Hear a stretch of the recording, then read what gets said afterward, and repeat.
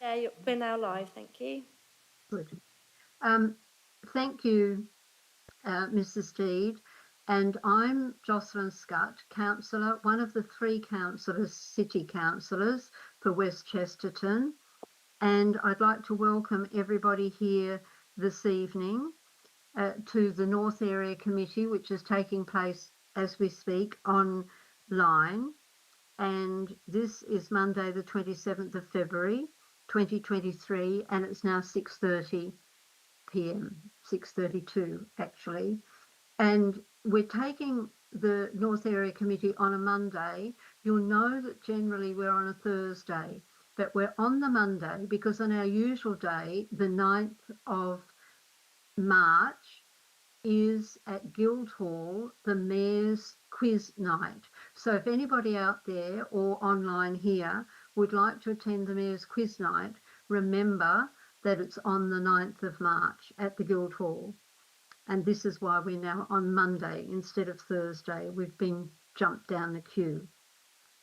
Councillors present at the meeting include, and I'll go through the list of names, and if the councillors would introduce themselves as I do a roll call. Thank you. Councillor Bird. Thank you, Chair. Councillor Jerry Bird for East Chesterton and County Councillor for Chesterton. Thank you, Chair. Thank you. And next on the list is Councillor Sam Carling, but Councillor Carling will be a little late because he's been in Peterborough on combined authority business relating to the Anglia Ruskin division of the university, which is being established in Peterborough. Councillor Collis. Thank you, Chair. I'm Councillor Alex Collis. I'm a city councillor for King's Hedges. I did just put my hand up, Chair, just in response to your reminder about the Mayor's Quiz, just to let people know that quiz, I think, is actually fully booked now. So there can't be new teams booked. So I didn't want people to be disappointed if they tried to book. Thank you, Councillor Collis, and apologies read the hand. I'm so pleased that it's really so well patronised. Excellent. Now, next on the list is Councillor Divkovic, who is one of the councillors for Arbury, city councillors for Arbury, and she's given her apologies. So I'll now turn to Councillor Gorthrop Wood. Hello, I'm City Councillor for King's Hedges and this year Deputy Mayor. Thank you. Thank you. And next on the list is Councillor Shield, Councillor Patrick Shield. Is Councillor Shield here yet? Yes. Hello. Thank you, Chair. My name's Councillor Patrick Shield. I'm a city councillor for Arbury Ward. Thank you. Lovely. Thanks so much, Councillor Shield. Then Councillor Smart. Yeah, present, Chair. So one of the city councillors in King's Hedges. Thank you. And Councillor Swift. It's Richard Swift. I'm one of the city councillors for West Chesterton. Thank you. Now, next on the list is Councillor Vaju Tatala Varki, and Councillor Tatala Varki will be late because he's been held up, but he will be coming. And now Councillor Todd Jones. Thank you, Chair. I'm a bit wary of putting my camera on if the Wi-Fi isn't very good. So anyway, I'm Councillor Mike Todd Jones, City Councillor for Arbury Ward, and I'll try and keep my camera on, but the Wi-Fi is poor, so I may have to turn the camera off during the meeting. You've got a very good background picture there. It looks lovely. Good, thank you, Councillor Todd Jones. And now we go to our county councillors. And Councillor Bird has introduced herself as County Councillor for Chesterton. Councillor Cox-Condren. Hello there. Yes, I'm Hilary Cox-Condren, County Councillor for the Arbury Ward. Thank you, Chair. Thank you. And is Councillor Gay with us? No, Councillor Gay represents Market in the county, and there is a small part of Market that comes into North Area Committee. It's the part of Bridge Street that includes Magdalen College. So we'll put Councillor Gay down for the moment, at least, as an apology. Councillor Meschini. Thank you, Chair. Elisa Miskini, County Councillor, Kings Hedges. Thank you. And Councillor Ray. Hello, I'm Kathy Ray and I'm the County Councillor for Castle. Good. And now I think we've gone through the apologies. The apologies for being here a little late are from Councillors Carling and Tatala Varki. Apology for not being able to be here this evening is Councillor Dipkovic and also Councillor Gay. Are there any others that we've missed? I think we've covered everybody. Good. And then the officers who are permanently with us for this meeting are the Committee Manager, Sarah Steed. She's also the Committee Advisor, without whom we would not be able to function as well as we do. And then the meeting producer is Boris Herzog, again without whom we would not be able to function as we do. So thank you to Mrs. Steed and Mr. Herzog for being here and present to help to ensure that we run smoothly. If anybody has any problems with hearing me or any of the other councillors or speakers, we have resident speakers also, please let us know by putting it in the chat. And if you're elsewhere that is not on the call, could you please send an email to the Democratic Services and that will be picked up. Now to business. Councillors may recall at the recent annual meeting, it was agreed to annual meeting of the council as a whole, it was agreed to continue to run area committees online, that is virtually. And this means that we are not able to make decisions. So when it comes to matters that would otherwise be decision-making matters, we will discuss them and make our view clear, but the decision ultimately cannot be made by us.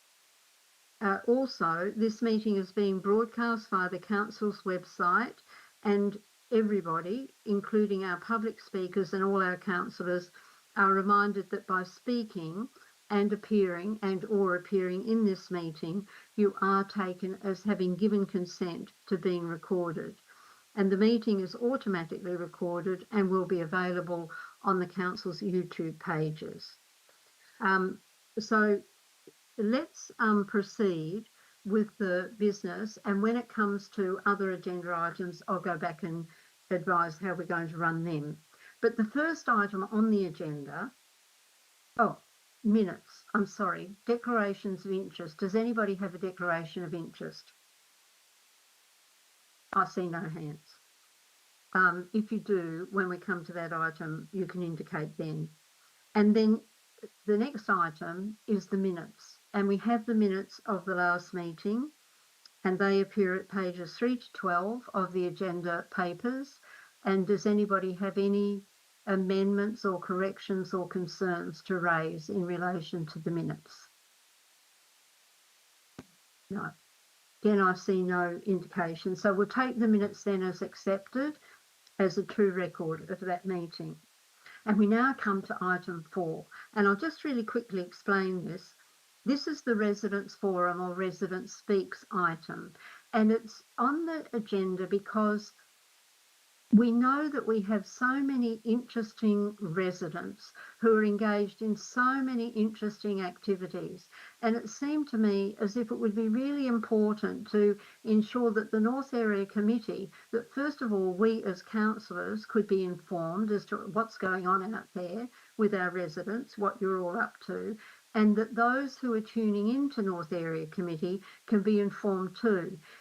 We've had the library, Friends of the Libraries, for example, and other resident activities. And this evening we're having performance. And we have 3 speakers in this section. We have Ruth Yule of the Chesterton Choral Society to speak about singing in the choir and how one might go about it and other issues that she wishes to raise in that regard. We have Caitlin Duchesne, who is with the Young People's Puppet Theatre to speak about the Young People's Puppet Theatre. And we have Vicky Kenny, who is a jazz pianist And I'm very fortunate to be able to hear her piano playing because she lives not far from me. So without further comment, I'll pass to Ruth Yule of the Chesterton Choral Society. Ruth, would you like to tell us about the Chesterton Choral Society? Thank Over you, to you. Chair. You've just taken the first line of what I was going to say, which was that you had invited me to contribute to the forum. You'll find the Choral Society on the internet and indeed on the meeting agenda page as, all one word, chestertonchoralsociety.org.uk. She asked me to speak about how I learnt of the existence of the choir, how I considered joining and joined up, what practice we have, whether everyone is of opera singer standard, whether there are vacancies, what public performances we have, and whether I know of other choirs and so on. I'll try and do as I'm told. After we moved back to Chesterton, I started to miss my old community choir in Swavesey. So I used a well-known search engine to look for choirs in Chesterton, Cambridge. Repeating the exercise yesterday, I can report that the top result was Chesterton Choral Society. Before contacting the choir, I took the precaution of attending one of their concerts. I liked what I heard. In spite of its rather formal name, it felt very much like a community choir, and even included a former neighbour amongst the basses. And they produced a good sound. So I made contact and went to a couple of rehearsals before saying I'd join in autumn 2016. Since then, my husband's also joined. We rehearse from 7:30 to 9 o'clock on Monday evenings in school term time at Chesterton Methodist Church in Green End Road. Some members are more confident singers than others. Some read music and others don't. No known opera singers. There are no auditions and everybody is welcome to come and try us out. Though sopranos and basses will be particularly welcome, as we are currently well supplied with altos. Women with a low alto voice can always try singing tenor, as I do. There are public concerts at the end of each term. In December, we sing a Christmas repertoire of carols and secular songs. The Choral Society gained a new conductor last autumn, Owen Elsley, born in New South Wales. His first concert with us included 4 Australian Christmas carols. I don't know if the chair knows them. It felt unusual to us in the Northern Hemisphere to be singing that the north wind is tossing the leaves, the red dust is over the town, the sparrows are under the eaves, and the grass in the paddock is brown. And then I think we went on to say the birthday of Christ our King. Our next concert is at St Andrew's Church, Chesterton, at 7:30 on Wednesday, the 22nd of March, so in 3 weeks' time. We'll be singing Fauré's Requiem and several other shorter items, including Mozart's Ave Verum Corpus and Lily Boulanger's Old Buddhist Prayer, Vieille Prière Bouddhique. If you're at all interested, might I suggest you do as I did and attend a concert? Tickets £10 on the door. There are other choirs in the area, as you'll see lower down the search results page. I seem to remember following up links from www.gerontius.net, that's like Dream of Gerontius, which lists choirs by town, but also helpful yesterday was simply putting choirs into the online map. The map produced 2 other choirs within North area, both of which seem to be rather more informal than the Choral Society, with a repertoire of more popular music, though I am judging purely from their websites. They both welcome new members and don't require auditions or the ability to read music. Sing Choirs Cambridge meets in Mayfield Primary School and sings a range of pop, rock and songs from the shows, arranged by their own arranger. Sing Choirs started in Ely and seems to be active in the Cambridge and Ely areas. Then there's one of 400 choirs nationally, Rock Choir, which meets in the Church of the Good Shepherd in Mansell Way. Even if its music is informal, this seems to be a much more formal organisation than the other choirs I've mentioned, Rock Choir Limited, a company registered in England and Wales. Through Gerontius, or possibly word of mouth, in 2016, I found the Orlando Singers, which is an auditioned chamber choir of singers drawn from around the county. They rehearse in St Andrew's Church Hall. They want people who can read music and are confident to maintain a part unaccompanied. I did go to one rehearsal, but wasn't at all sure I could reach their standard. Let me bang the drum for your local friendly choral society. We are serious about trying to sing well, but manage to enjoy ourselves too. Come and hear us at our concert in St Andrew's Church on Wednesday, the 22nd of March, or visit us at Chesterton Methodist Church at 7:30 on a Monday evening. That was it, Chair. I'm happy to respond to any questions. Thanks so much, Ruth Ewell. Any questions for Ruth about joining the Choral Society? Oh yes, Jenny Gorthrop, Councillor Gorthrop Wood. I just wondered, this is really not about joining it, the choir, your choir, but do you do any fundraising for your concerts? Have you thought of doing a joint concert with all the other choirs in the area? Interesting thought. Funnily enough, I am missing the choir's annual general meeting to speak to you tonight. So we have, I think COVID has rather driven a coach and horses through our old habits. We managed to stay together, some of us online, but that's, you have to turn yourself to mute and sing on your own, because singing on Zoom is horrible. And with a new conductor, new patterns haven't really established themselves. I think the choir used to do things like going into care homes, but it's all a bit up in the air at the moment. But joint concerts with others is a rather jolly idea. Orlando Singers and the Rock Choir together sounds quite fun.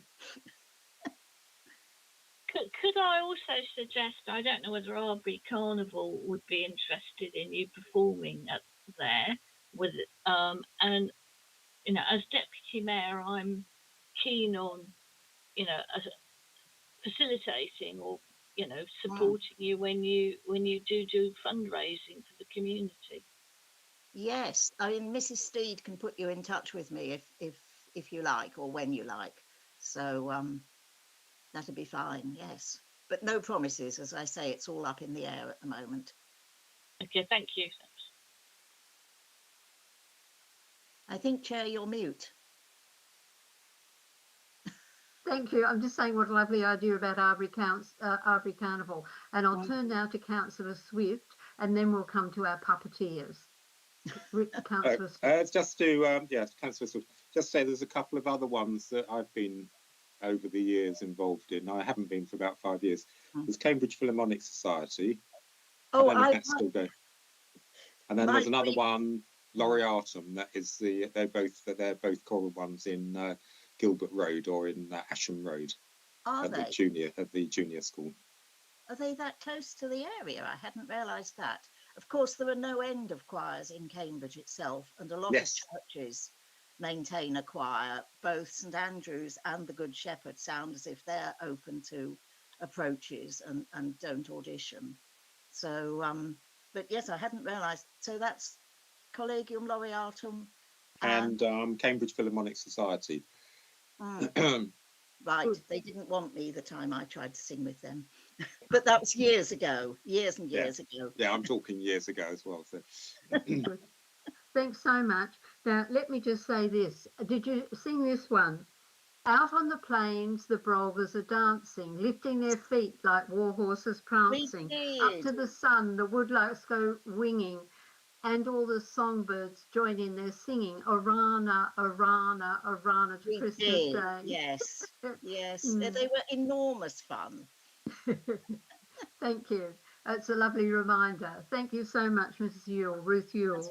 And now let me turn to Caitlin Duchesne, who's with the Young People's Puppet Theatre. Caitlin, where are you? I'm here and I hope you can hear me. We can. Lovely. So I am Caitlin Duchenne. I work for the Young People's Puppet Theatre. I founded the Young People's Puppet Theatre with my father, Jeremy, about almost 10 years ago now. We're an arts education charity. Despite the name, we're actually not performance. So I feel slightly a fraud in the performance section here, but no, so we're an arts education charity. We work with schools, have historically worked in the North Cambridge area, although we're not at the moment, but I live in Chesterton and have done for about 5 years now. And yes, I'd like to introduce you to a bit of what we do in the hope that some of you might be interested in our work or able to put us in touch with schools or young people who might be interested in working with us in future. I'm going to show you some images. What we do is really, really visual. And so I'm hoping this will work. Where's it gone? There it is. Nope. I now can't find it, of course. Sorry. That's fine. It keeps disappearing. Gosh, this is embarrassing. Let me just close it and open it again. I've got the presentation loaded. Sorry. No, that's fine. Oh, here we go. Maybe.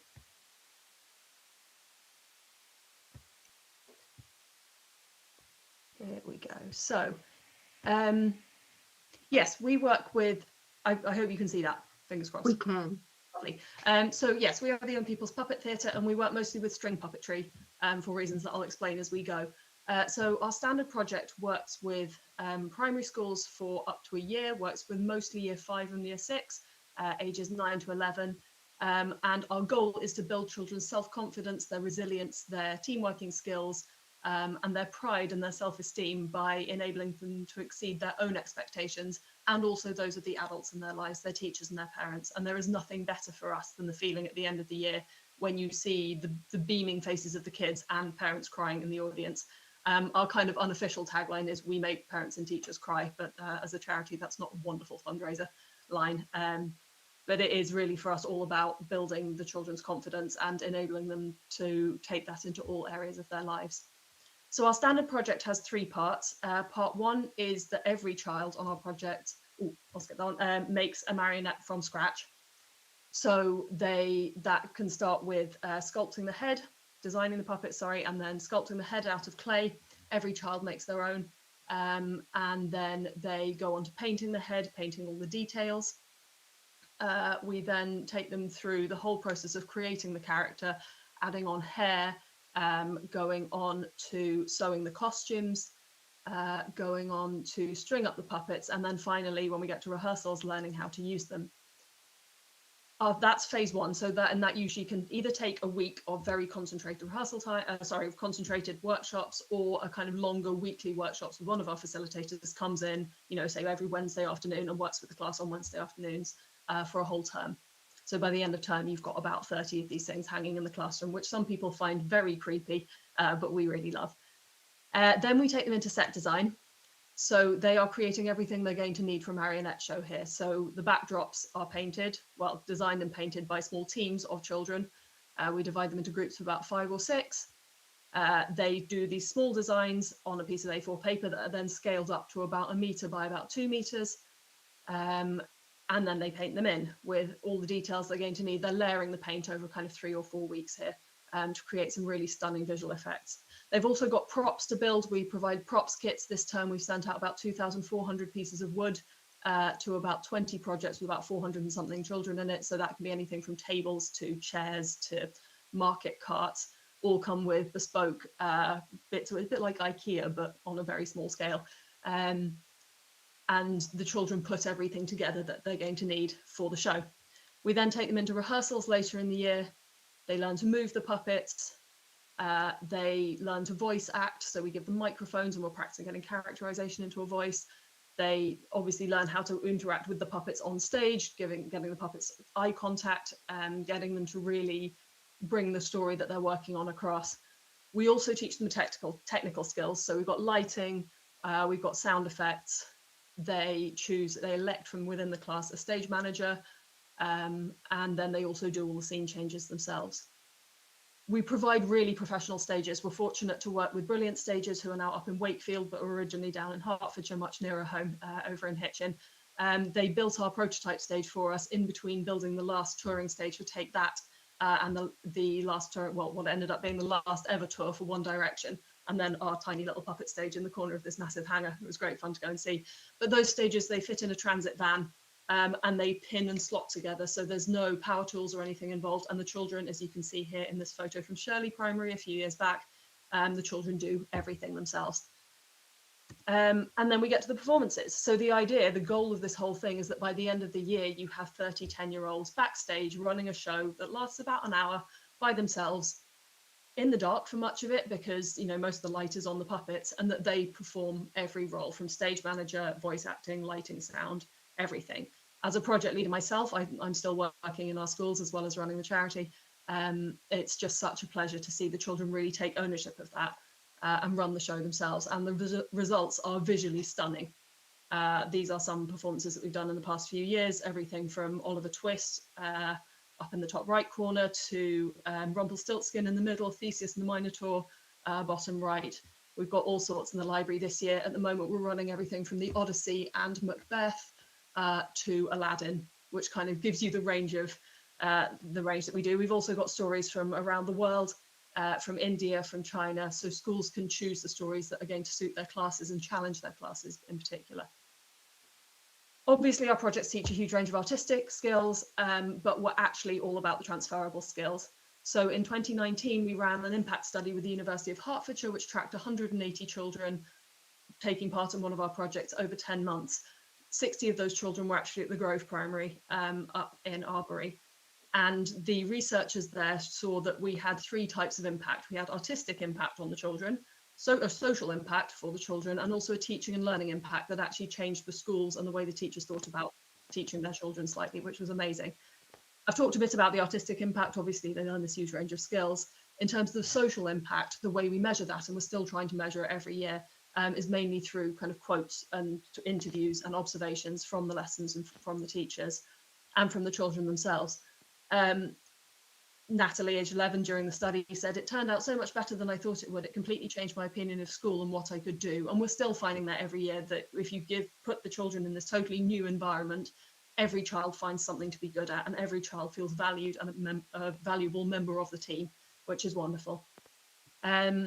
They've also learned a lot about resilience. It's a difficult project. It's deliberately pitched slightly too difficult for year 6 and year 5. But we support them to rise to that challenge, and then they learn that nothing is impossible if they keep going. And they don't, every year we get children saying, "Oh, I didn't think it was going to be this good. I didn't think I'd be able to do it." Every year that happens. The teamwork thing happened kind of by accident. We just discovered that if you put them backstage and they each had their own little job to do and they all fitted together, they would also be able to work together in lots of other situations. And so every year we get teachers and parents commenting that they weren't expecting their class to work that well together. Children make new friends. We end up accidentally breaking up old friendship groups and enlarging them to include more children, which is always absolutely wonderful. Children with special educational needs are always part of our projects. Any child who is in a mainstream school can be part of the project. And we've also worked with a special school over in Buckinghamshire, where every child on the project had autism and or ADHD. We're about to take that hopefully later this year into another school in Kent.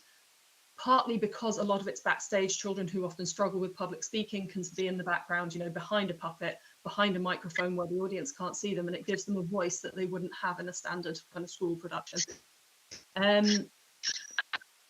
Above all, it's about bringing all the kids together, valuing everybody's skills, and the researchers also commented that it improved the class's mutual respect for one another and their appreciation of everyone's skills.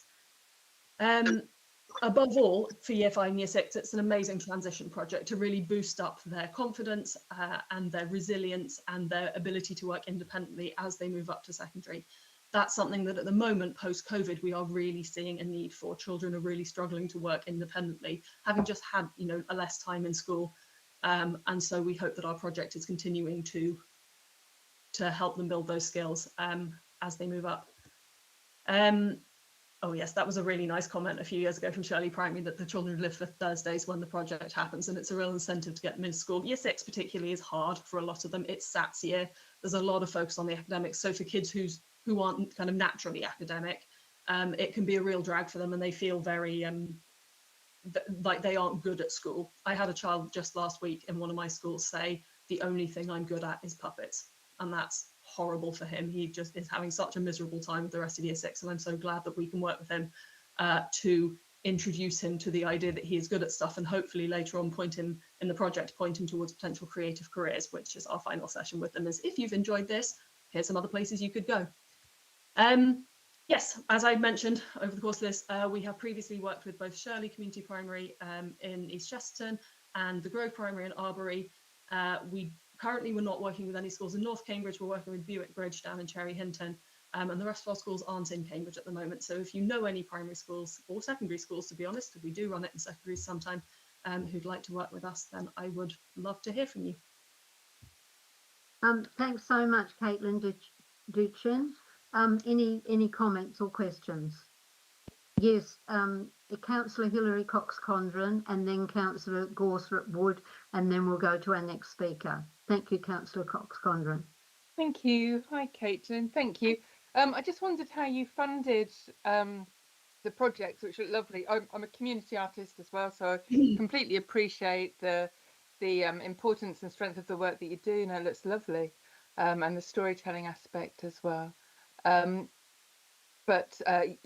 mean, I think many schools and community groups would absolutely love the work that you're doing. But I just wondered if it's something that you develop funding bids for, or charge the schools. I mean, how do you fund it? Yeah, it's an ongoing one, that one. No, we're very aware what school budgets are like. The actual cost of our projects, if we actually charge the schools everything, we'd run nothing, because no school budget covers the full cost. So we do a lot of our own fundraising. At the moment, with our kind of repeating schools that we've had for a few years, a lot of our schools are coming back year after year, which is fab. And we offer them between an 80 and an 85% subsidy on the full cost. So we're raising the vast majority of the funding through various bids. We've had money from a lot of big trusts and foundations. We're currently in the middle of a big grant from Paul Hamlyn Foundation on their arts-based learning one, which we are hugely grateful for. They're really wonderful funders.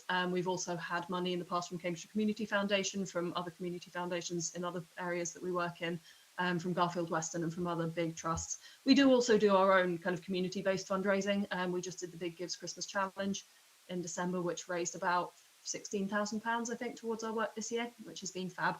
So yes, we've been working in schools for about 10 years, and we've seen what has happened to budgets in that time. And we hate schools missing out for budgetary reasons.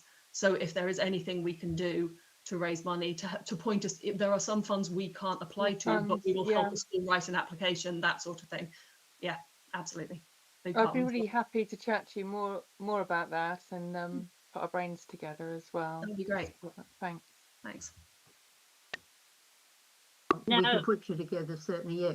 Councillor Gorsrip Wood, sorry. I know, Caitlin, I've met you, or it might have been your father. I certainly remember the puppets, and I have to say, I absolutely loved making puppet heads when I was a child. Sorry, I had to say that.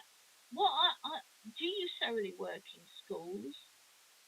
Have you worked with partnerships such as the Red Hen, the charities like the Red Hen, North Cambridge Partnership, North Cambridge Family Partnership? I was going to ask which schools you worked in North Cambridge, but I think you've said that you've covered that. I have heard so much from people who are from teachers about the difficulties post-COVID, that, you know, things are even more challenging.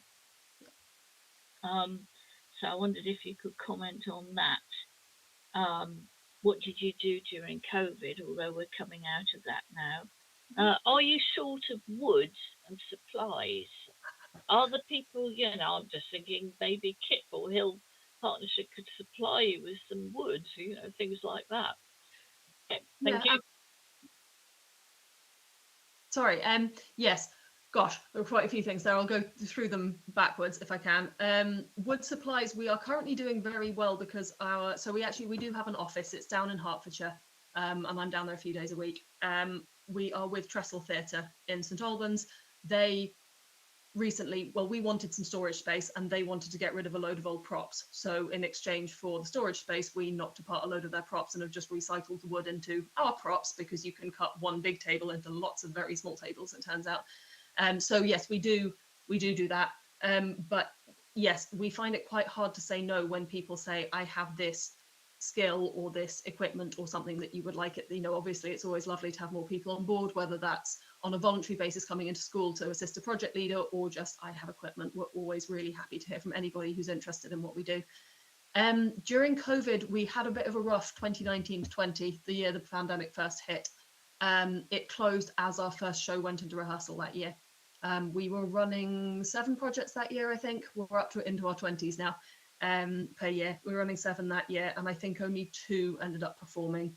Not to live audiences. We filmed them with a masked remote project leader behind a camera from a long way away, and the others, the children took their puppets home at the end of the year as they would normally, but there was no performance, and that is sad. The following year, we were, thanks to Paul Hamlin money, we were able to bubble project leaders with their schools. So we've stayed open since then, and any time schools have been open since September 2020, we have not stopped.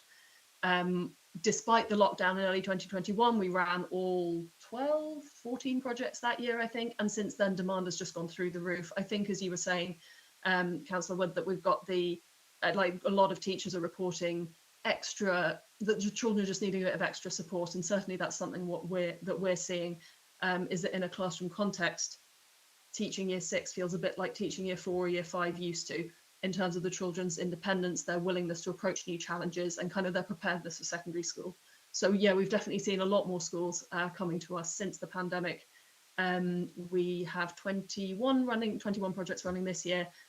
We've just opened for bookings for next year, and we did the maths and worked out that if all the schools that have said they were thinking about it did come to us next year, we'd have 35 projects, which is nearly 1,000 children, which is terrifying, because we have 2.5 full-time employees and you're talking to one of them.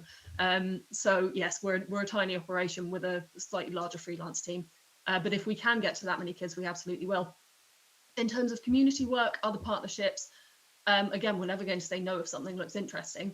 What we do well is these really large-scale projects with 30 kids at a time. So that's, you know, in the terms of Red Hen or Blue Smile or something, who work with much smaller groups, it's difficult to kind of bring what we do into that. That said, we worked with, I think she's a mental health and occupational therapist in children's mental health provision, has trained with us. And she occasionally emails me and goes, I've got another kid who I think making a puppet would really help. Can you send me a set of parts? So she's taken the skills from us on our project leader training camp and brought that into her own practice with young people in Cambridge, which has been fab. So yes, again, if you have connections to anybody who would like to talk to us or has the same kind of ethos and we can do something together. Being a small charity has its drawbacks in terms of sometimes we have to be quite rigid about what we do, but it also means that if we want to slightly change direction, we can do it fast without a huge amount of bureaucracy. So yeah, always happy to hear from potential partners.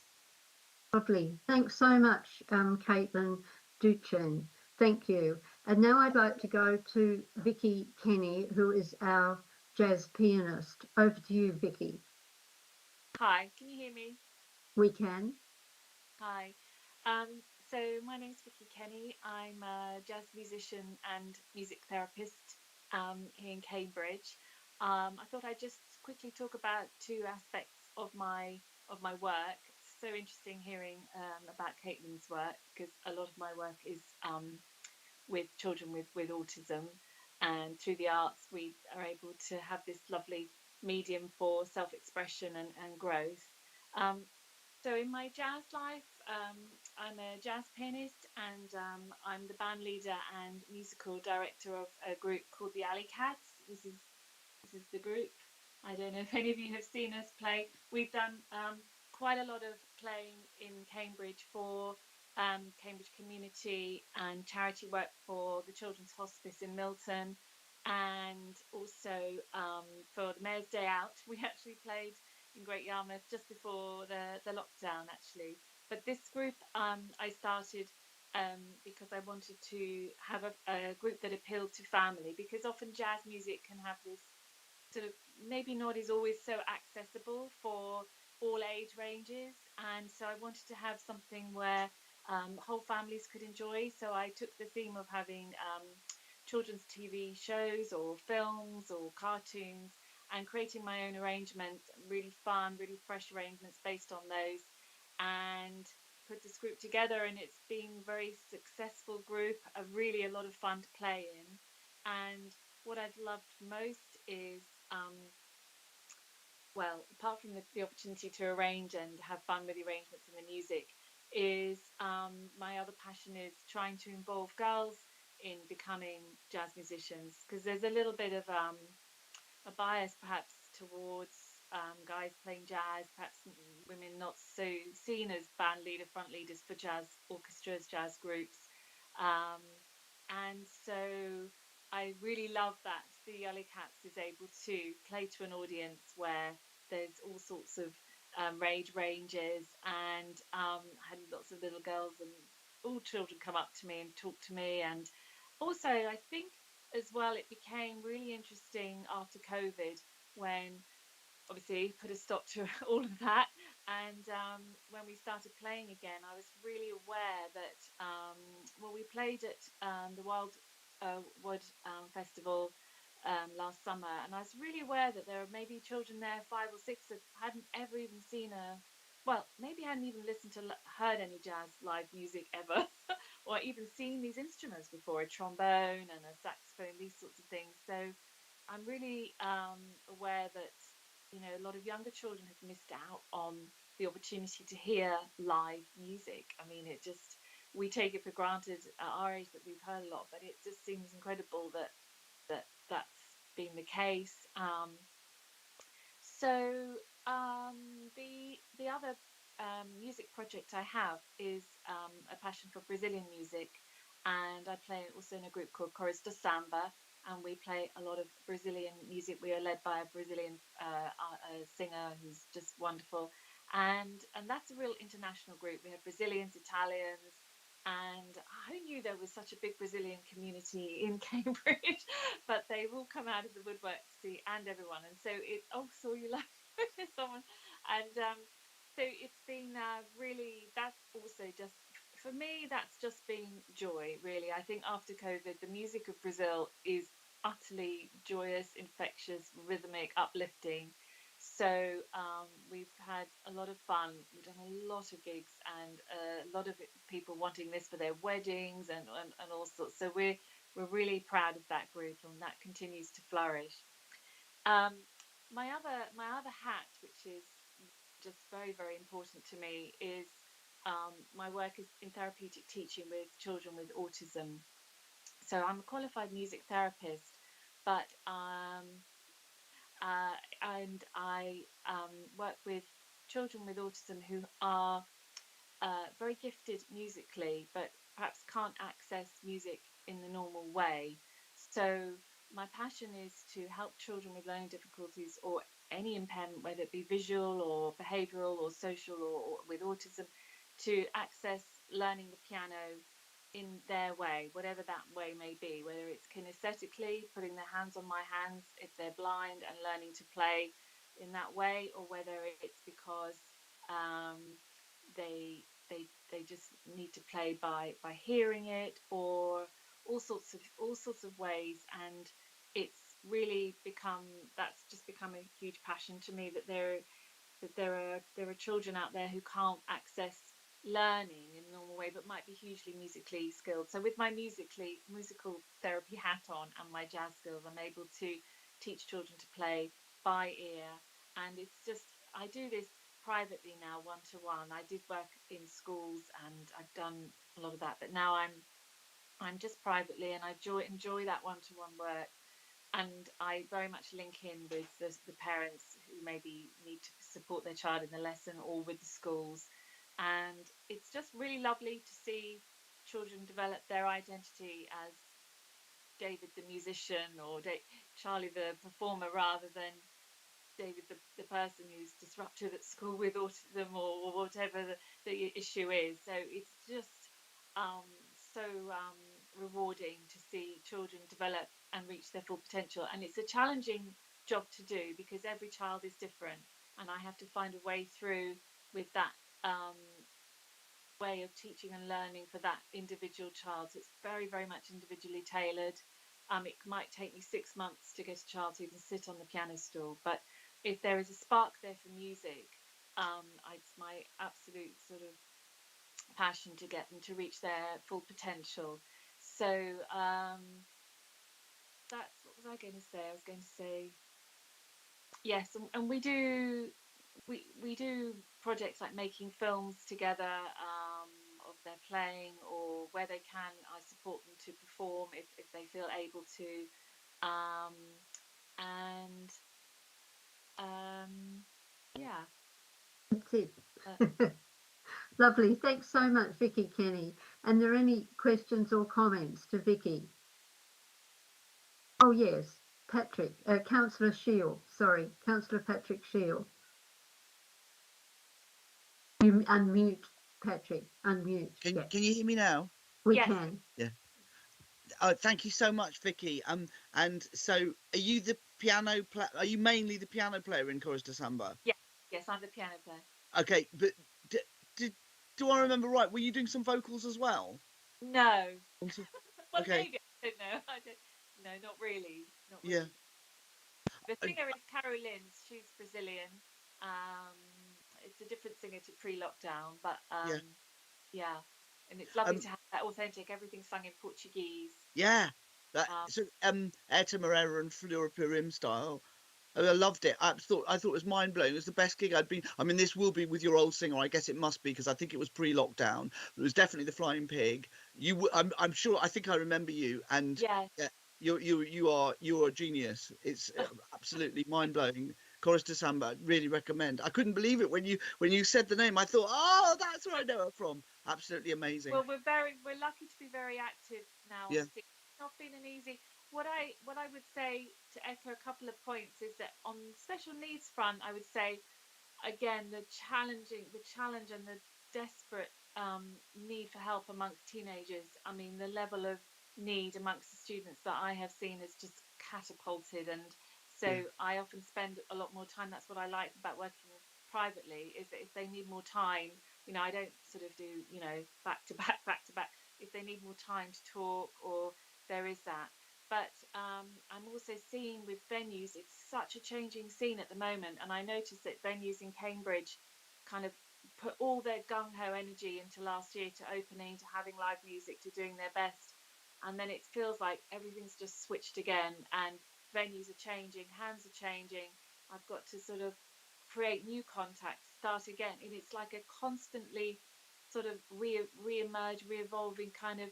Everyone is just juggling balls, and if they can't make it work, they move on, and the next person comes in, and it's it's such a changing scene, and it's hard work, but I'm so grateful for venues to sort of their passion and their commitment to trying to make and bring live music back into, because I can tell you all our gigs have been packed out, and everyone needs it for their mental health, for it's very important. So I'm really grateful for the venues that are able to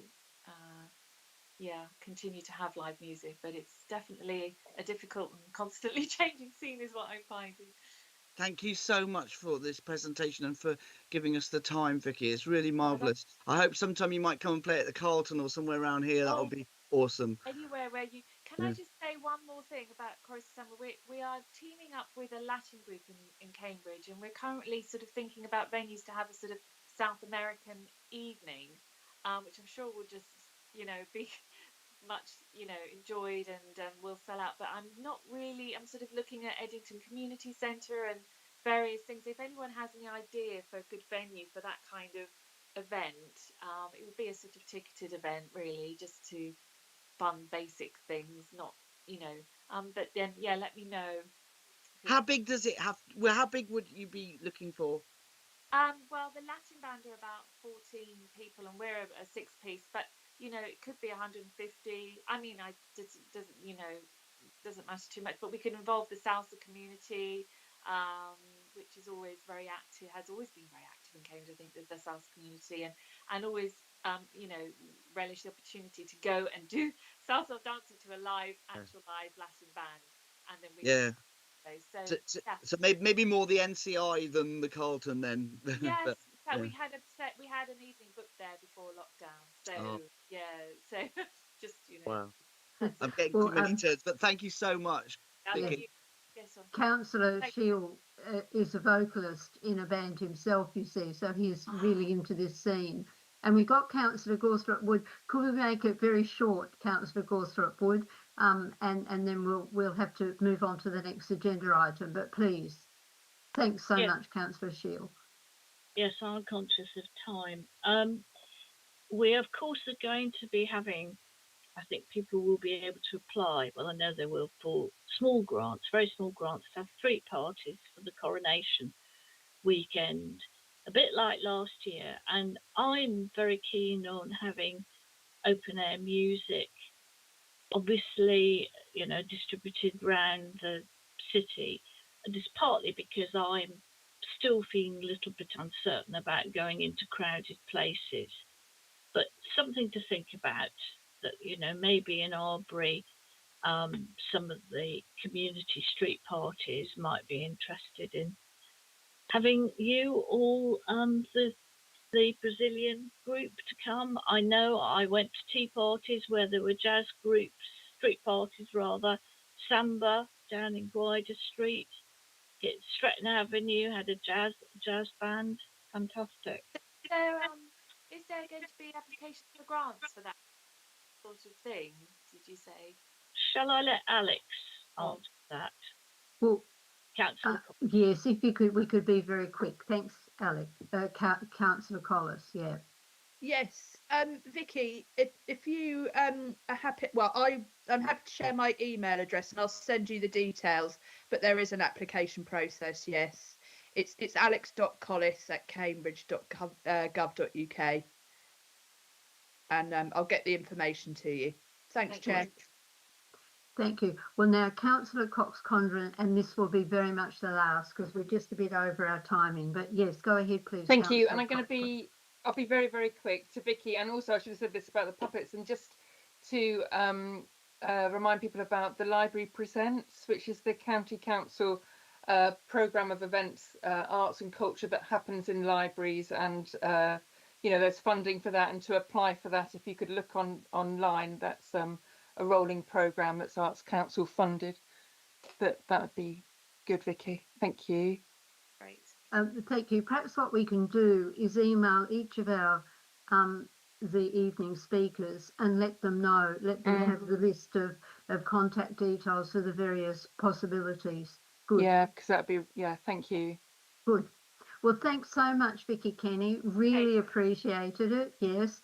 And as I said, I'm very fortunate because Vicky Kenny lives across the street from me. So therefore I hear the lovely piano music emitting from the house on positive occasions. It's lovely. So thank you. And thank you also to Ruth Ewell, and thank you to Caitlin Duchin. Thank you so much, the three of you. It's been really wonderful to have you. Much appreciated. Thank you.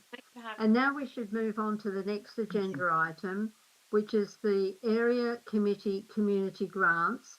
And whilst we're waiting for Julie Cornwall, who's the officer, the Community Funding and Voluntary Sector Manager, to come on, may I just really quickly say that Councillors Carling and Tatala have joined us. So perhaps Councillor Carling, could you just quickly introduce yourself, and then Councillor Tatala, and then we'll come to the Area Committee Community Grants.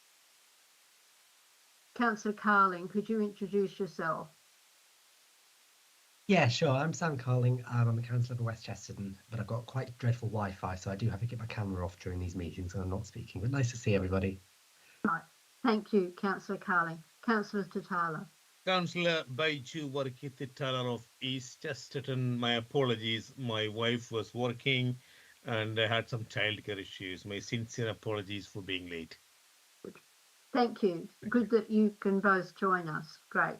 And now we turn to Julie Cornwell, the Community Funding and Voluntary Sector Manager, to present on the area committee community grants. And we remember that we can't make decisions about these grants, but we can indicate what positive elements we see in the various of these grants, so that we can give an indication of what our thinking is. Thank you, Julie. Thank you, Councillor Scott. Good evening, everybody. This report provides a summary of the Area Committee funding applications which have been received and assessed for consideration for North Area Committee funding. As you would have read, the demand for funding for this area was really an unprecedented high of £76,254 against an available budget of £23,751. So to help reduce the pressure on the budget, we did identify 2 applications that can start this financial year and actually provide a benefit for residents across the whole city. So they will receive funding from elsewhere and are not shown on Appendix 1 of the report. As you can imagine, it's been a very challenging process this year, and our grants criteria has been rigorously applied to ensure council funds have been awarded to those groups who submitted a strong application, demonstrated a good fit for our funding priorities and a high level of need. There are a number of reasons why an application may not be recommended for funding. These include that the grant scheme outcomes and or priorities weren't strongly met.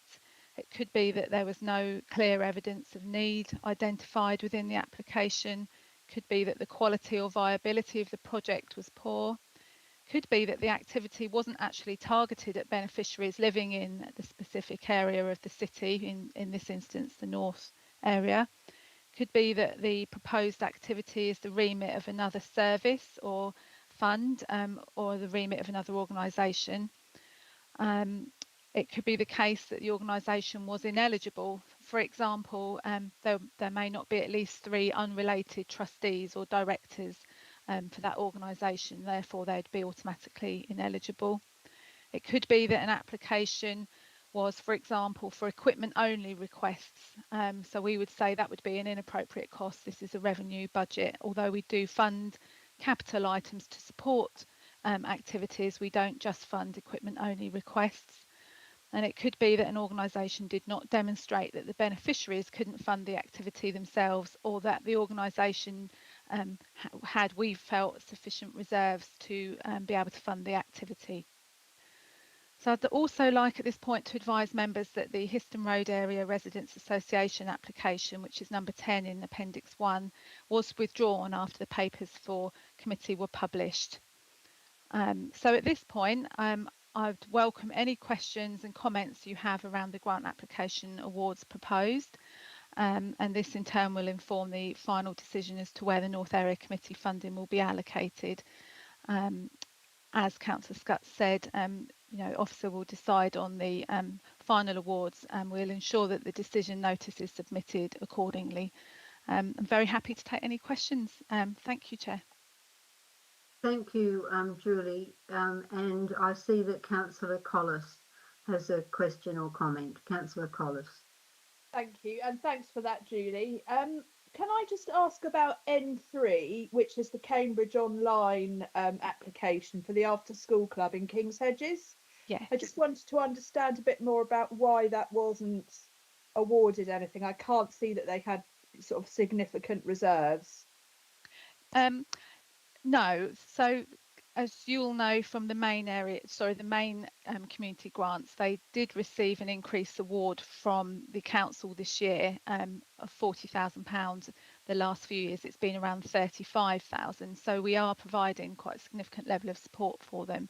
But we felt that this was an activity which, well, there are several of these after school clubs that are going to be piloted for the first time in different schools across the city.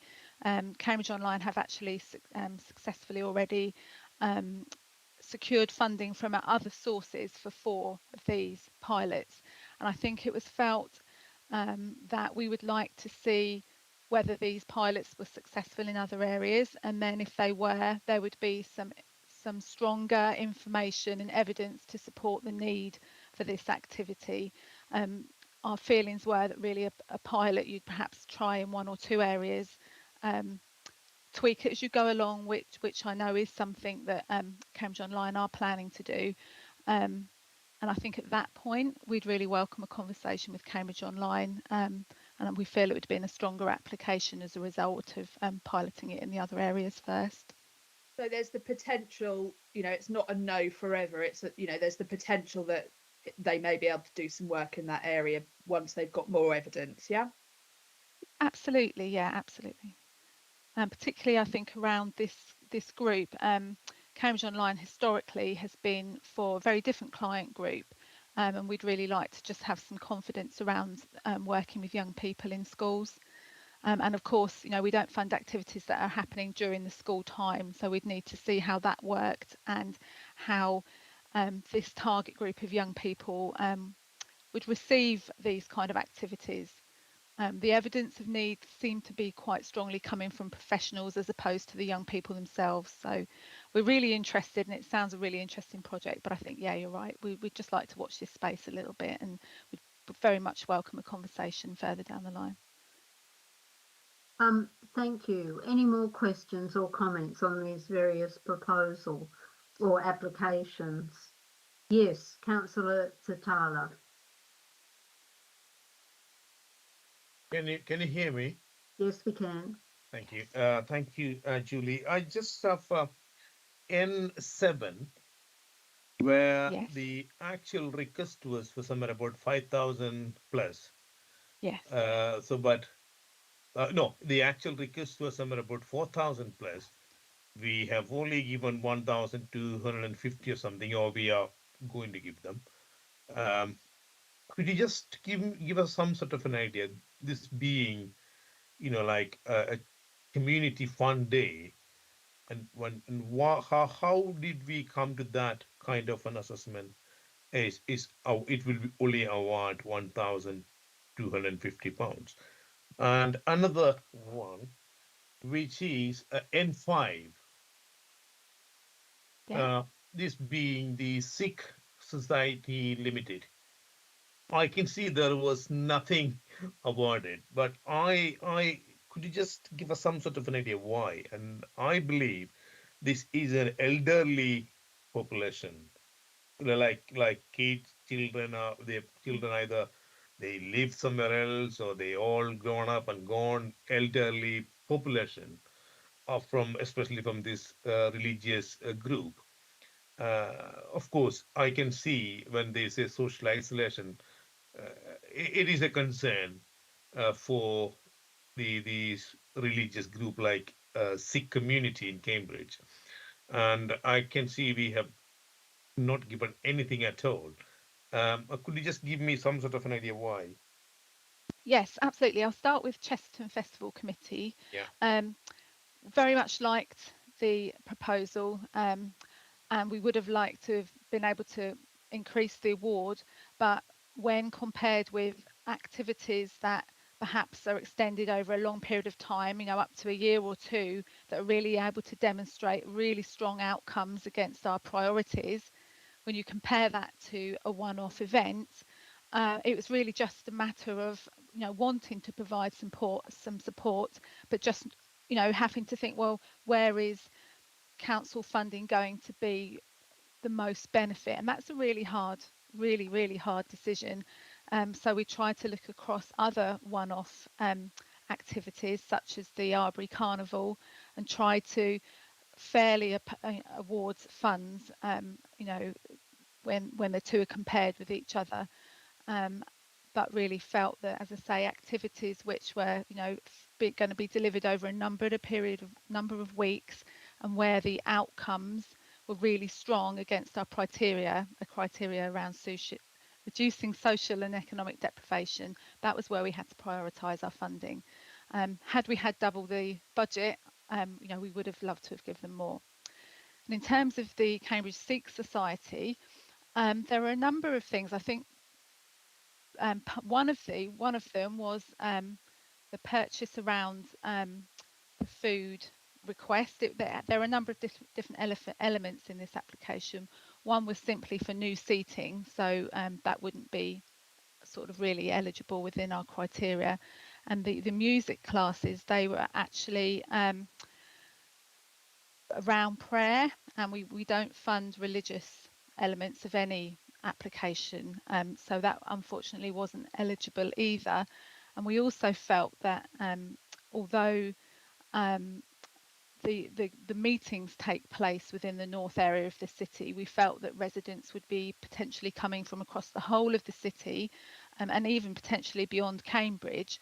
And this is a group that we'd really welcome a conversation with, and potentially them considering applying for the main grants round rather than the north area, because I do feel that as I feel often with a lot of these applications, that if we'd have a conversation first, we could help steer these groups into, to a more appropriate fund. So yeah, they were the main two reasons, I would say, with that one. Chair, can I just ask a follow-up question? Yes, please go ahead. Yeah, basically, this Sikh community, if we were to expect all of them to be, to be in North area, it's not going to happen. Especially the elderly, because if you see during winter period, you won't see much people wandering around or walking around the city center, because the majority of them are suffering from arthritis. So this could be one event where they can get together and, like some kind of meaningful discussion and, some kind of mental health and well-being. So how can we help them? In your view, how can we actually help them? Is there any way in which you could suggest I can contact these people and ask whether any other help is available and what is the process? Thank you. Perhaps that's more of it's a welfare question rather than a question going to the grants councillor Tatala. Why don't we put that on board, and all of us are meanwhile giving thought to that, while I go to the next question, which is coming from Councillor Bird, and we'll give thought in the background to your inquiry, Councillor Tatala. Thank you. Councillor Bird. Thank you, Chair. My first one is N12, the King's Hedges Family Support Project. I know they do some fantastic work, and I was quite saddened to see that they weren't getting any money whatsoever. Could you explain to me why you think that?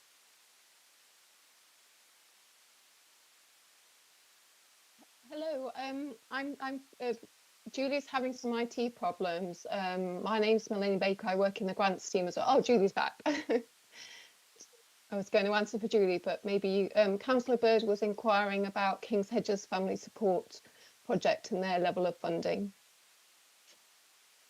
Thank you, Melanie, for stepping in. Our internet has literally just gone down in the whole house and then come up again. So many apologies for that. And if I disappear again, then but perhaps Melanie will be able to step in again. Apologies. So it was about King's Hedges. Yeah, family support project. Okay. Yeah. So this application was for exactly the same activity as we're funding through the main grants round, and we'd actually increased that award through the main grants round.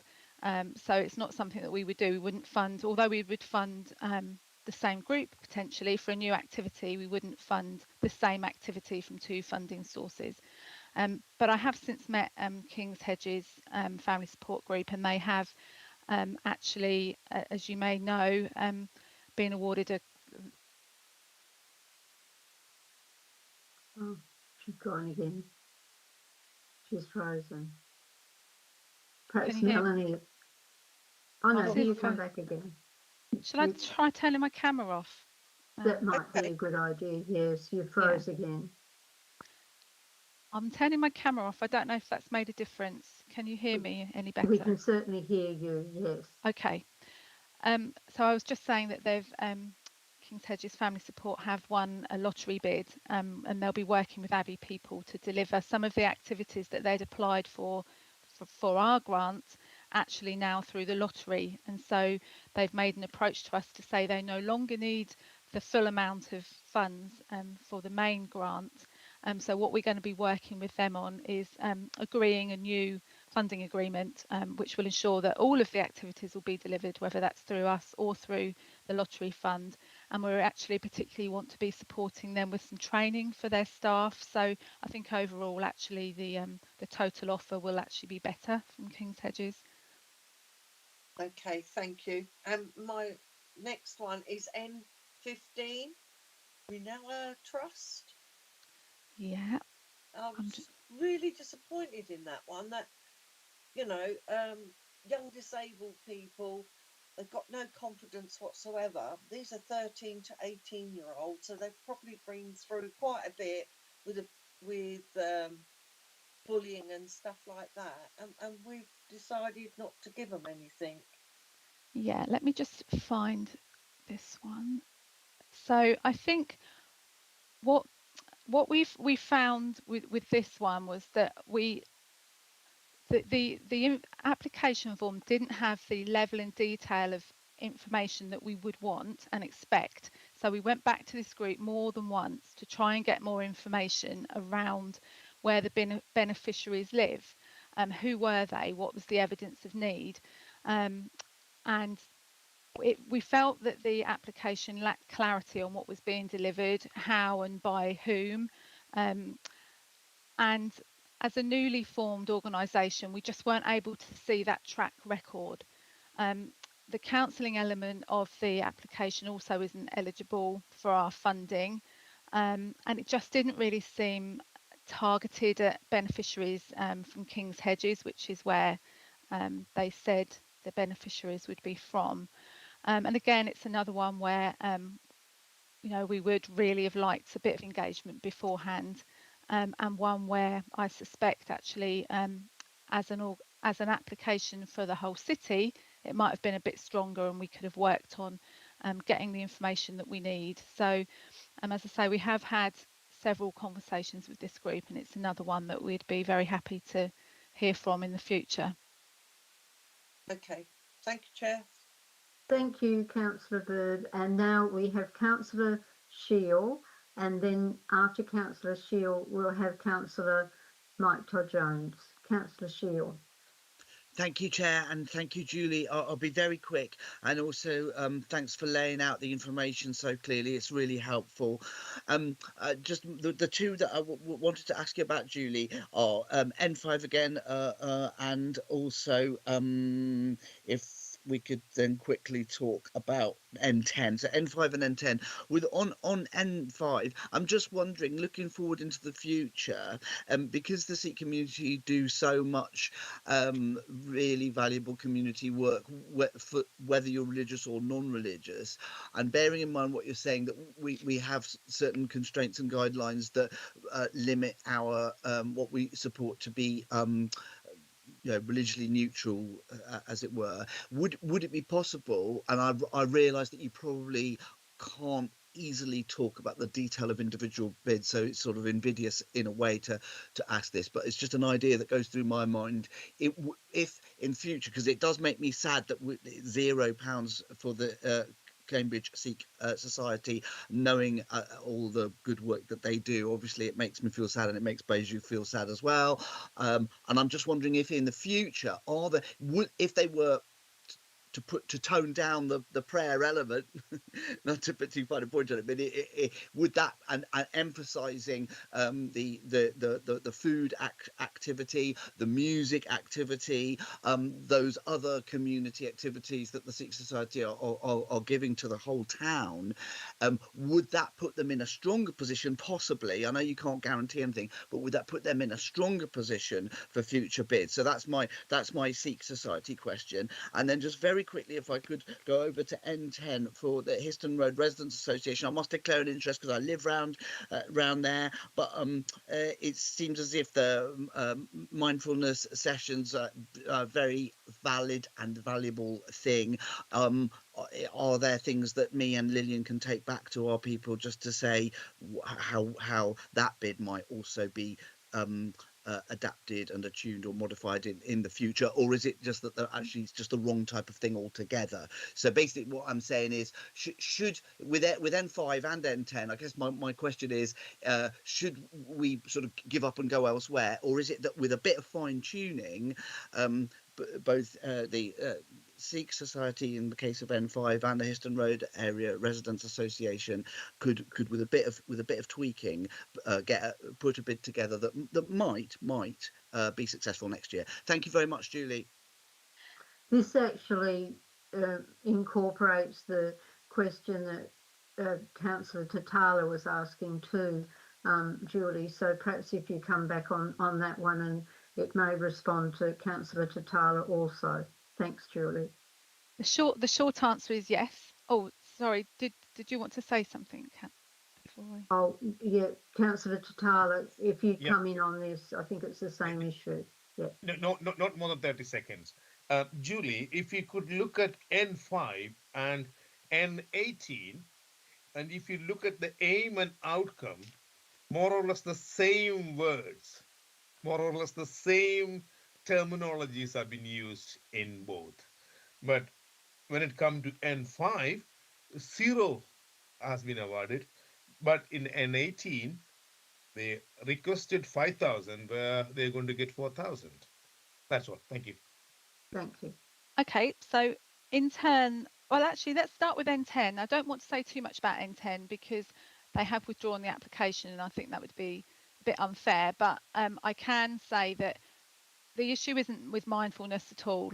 And the issue is demonstrating that the people that live in an area, whatever the activity is, that they want that it isn't just one or two people saying, wouldn't that be lovely, because they like it. You need to evidence that there's a need.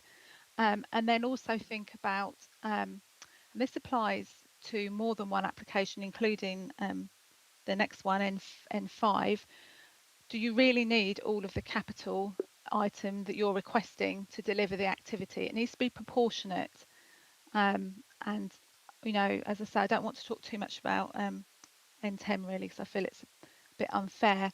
But yeah, if you can demonstrate the need and the benefit, and that the organisation doesn't have the money that it could pay for that itself, then of course we'd welcome an application. Yeah, from any organisation that meets our criteria. And I'm sorry that my Wi-Fi went when I hadn't really finished answering around N5. What I would also say around N5 is that, and others, really strongly recommend that groups read the application guidelines. The guidelines are really clear. It's, for example, it says the maximum award that we can, the maximum amount that we value of an award is £5,000. That application was for £8,700, and the application process clearly says that capital costs will be proportionate. We can't just fund one-off items of equipment. You know, that's not what this grant fund is for. And so, although the outcome might be stated as the same, and we don't make up the outcome, we copy that from the application form. They might say that the stated outcome is the same. It's how are they going to deliver it? You know, we can't just buy tables and chairs. You know, we're there to fund a whole activity, whether that be a contribution to volunteer expenses, whether that be hall hire. You know, there would be lots of elements. So a good, strong application would show that. You know, we wouldn't just be funding, you know, a capital piece of equipment. The other one, N18, I think I've probably just indirectly answered that. Yeah, so this was for a whole range of expenses. It wasn't just for a capital item, and it was also, the application was within budget, and it was strong. The evidence of need was really strong. Good. Thank you, Julie. And now it's over to Councillor Todd Jones. Thank you, Chair. I'll keep my camera off because the Wi-Fi isn't very reliable here. Just a couple of points on N5. Can I just get a little bit of clarification, Julie, on the criteria in terms of an application from a religious group? Because I think what has to be proved is there's wider community benefit, isn't there? It's not simply for the particular religious group and their members or their activities that are being bid for. And also on that N5 bid, is it not the case possibly, given the wording about Cambridge and beyond, in equality in the region, that this could be rather, the Gurdwara is in Arbury, it's a North area application, but this seemed to be more of a appropriate for, if it met other criteria appropriately, a kind of citywide bid from the sort of the more general community grant pot. So I just wonder whether actually that they're perhaps not bidding in the right way in that respect either. And also a general point, I think in the past, when we've had the community grant come to North Area Committee, there's often been quite a helpful line or two about why a bid might have zero award. Sometimes it's because there's more appropriate funding from elsewhere, maybe the county council, for example, or that it's being funded perhaps through the city council in another way. But often there's been a helpful line or two explaining the reasons why there's been a zero award, which is, I think, quite helpful for members to get that bit of context. So thanks very much. Thanks, Mike. We did discuss that actually, whether it would be helpful. And I think particularly when there's a pressured budget such as this year, I do accept that, and I think that's something we'll need to look at for the remaining two committees where we haven't already submitted the papers. Because I think, yeah, in retrospect, you're absolutely right. And we can do that for future years too. And yes, you're correct. Any activity that we fund must be open to all, regardless of religion or non-religion. And also, we don't fund anything with a specific religious element. So we wouldn't fund anything related to prayer. So in this case, the music was for prayer. For learning hymns, so that's not something that we'd be able to fund. And that was, and your point about this being a really good group that we could consider for the main committee round is exactly what I was saying when my internet failed me so miserably. Yeah, they would be a really good group because the catchment is much wider than just the north.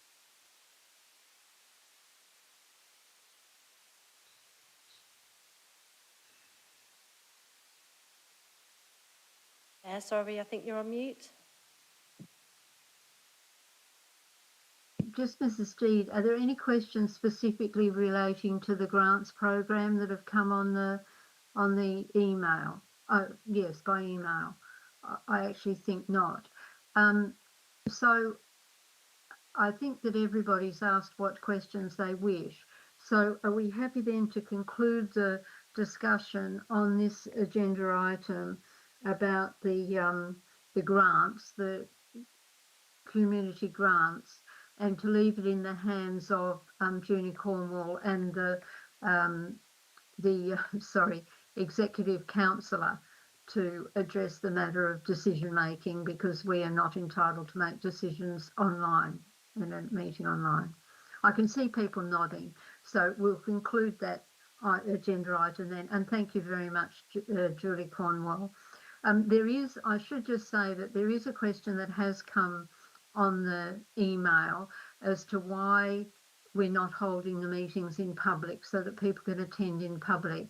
And I should just explain, as I did at the outset, that after the COVID crisis, we were required to return to public meetings for decision making, but because it was seen as a positive thing to be online with the area committees, that was a decision that was made at a full council meeting that we should continue with the online meetings of the area committees in this way. But it certainly doesn't preclude members of the public from participating, because as you will have seen, members of the public have already been on participating. That was in a specific item. However, we do have the public forum, and if members of the public wish to ask questions, then they can let the Democratic Services know by email ahead of the meeting or during the meeting that they would like to come on to the Teams system and ask their questions in person. So we are acting in a very public way in that regard. So thank you. Now we'll move next to the agenda item 6, and this is the agenda item on the environmental report. And in regard to this one, we must welcome Wendy Johnston, who is the Community Engagement and Enforcement Manager with the City Council, to introduce the environmental report. Thank you very much, Wendy. Thank you, Chair. I'll just do a really brief summary of the report, and then I'm happy to take any questions or comments from members. So just to draw your attention to a few key points in the report. Within Arbury, one of the big hotspots we've had for fly tipping has been Arbury Court, and Cockerell Road remains a problematic area as well. Our officers are addressing those situations and taking action against any evidence of fly tipping they identify. Within East Chesterton on page 33, to draw your attention to something really positive, our community engagement team has been working with a group of residents on Isaac Wharton Way to deal with an area of sort of kind of untouched highways land to build some community bedding areas. I think there was tree planting and all sorts of activities. And when we leafleted local residents, we got a real big group of people that were actively wanting to get involved in the community sort of patch that we've put there. So that's been really positive. In King's Hedges, we've had community payback working. They have been working around the Sackville Close area over the last couple of months, doing a lot of the edging of the pavements, work which doesn't otherwise happen. That's been well received by the residents as well. We do have quite a lot of fly tipping in that ward. The biggest hotspot we've got at the moment is Minerva Way, which officers are addressing as well. Then within West Chesterton, we have had a fly tipping hotspot on Elizabeth Way as well, which has it's been related mainly to residents leaving excess waste beside their bins, causing problems where it's kicked around by a high footfall area. And then the last one to draw your attention to, which you may have seen on page 49 of the agenda pack, the fly tipping figures across the board are up in most of the wards compared to this period last year. That's a real quick summary of the report. I'm more than happy to take any questions or comments that people may have. Thank you, Chair. Thank you, Wendy. Any questions? Yes, I see Councillor Shield, Patrick Shield. Thank you so much, Wendy, and for all the work that you're doing with us all the time. And my question is, it looks like where we have done a clear up day, there's low incidence of unauthorized waste build-up and irresponsible waste and fly tipping, and so naming no names, but I know that there are certain places where we've gone in big time, done a clear up day, and I'm really pleased to see. I know there's lots to be concerned here, and that there are sort of some usual suspect type places where we have to do a lot of work to get it under control. But I am really pleased to see that a few places where in reports from earlier years we've seen issues and they're not here, which I'm delighted about, because I think it maybe is more than a coincidence that it's where we've had clear up days.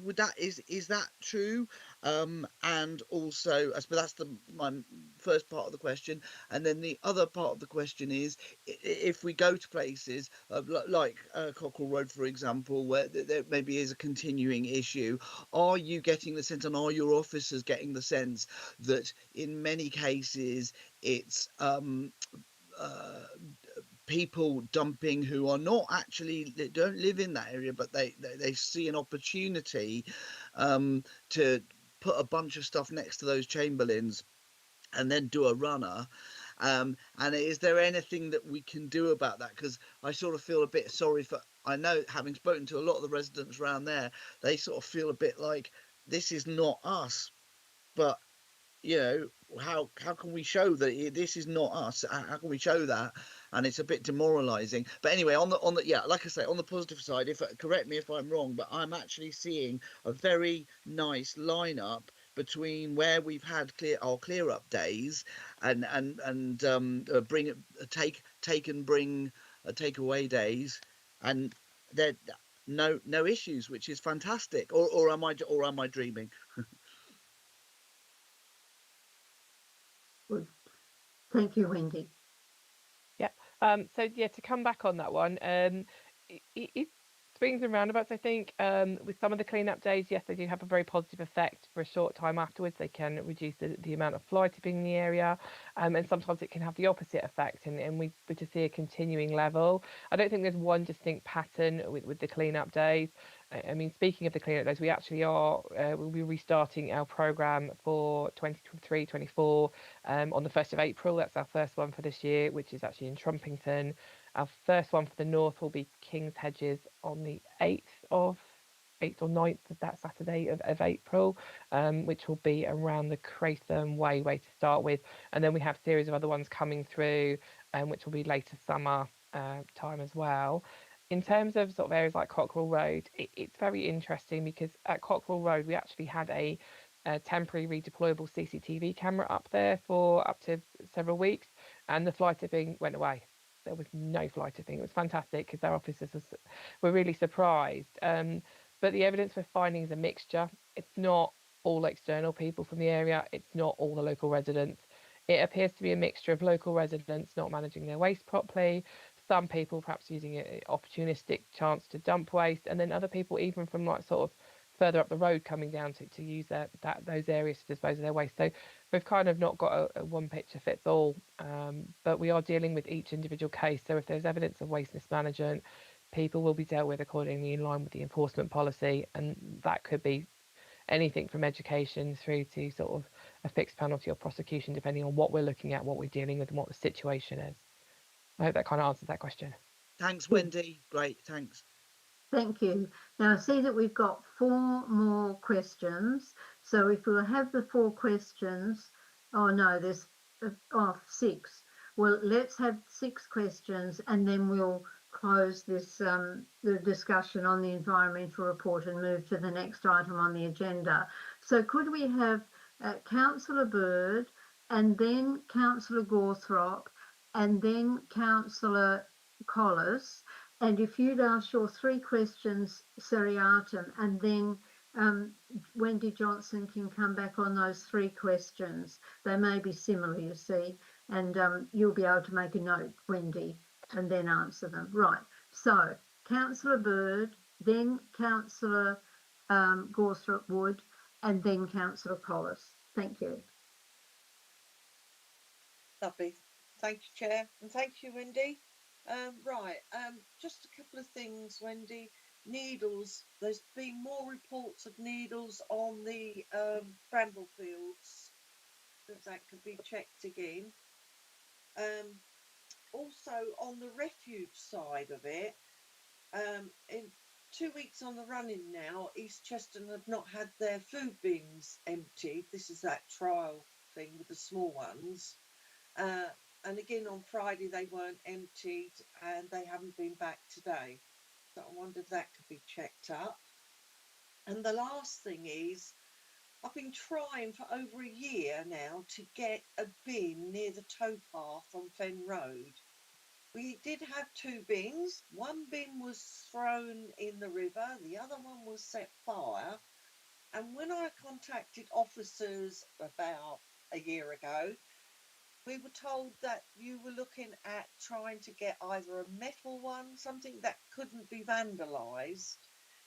And I've tried contacting officers again with no joy. And I'm just wondering if you might be able to help me, Wendy. Thanks, Chair. Thank you.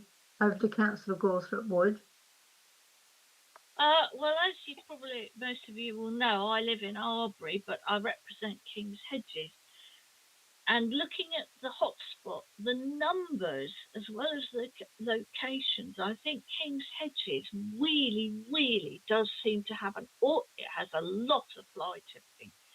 I mean, I have to say, I thank you to the teams who come and clear up the waste, but I know that residents are seriously fed up with it. I don't know what we do. I'm fed up with it. I'm fed up of chasing up when people report it. sorry, this is not a criticism of the officers, Wendy. Please don't take this the wrong way. It's a plea to residents to keep an eye on it, report it whenever you get it, and don't flight it. The other thing I'm going to say is that I actually live across a hotspot. Last week, a whole load of electrical items were dumped. They'd all had their cables cut off. Fortunately, one of the Streets and Open Spaces people came along and actually picked them up before I even had a chance to report it.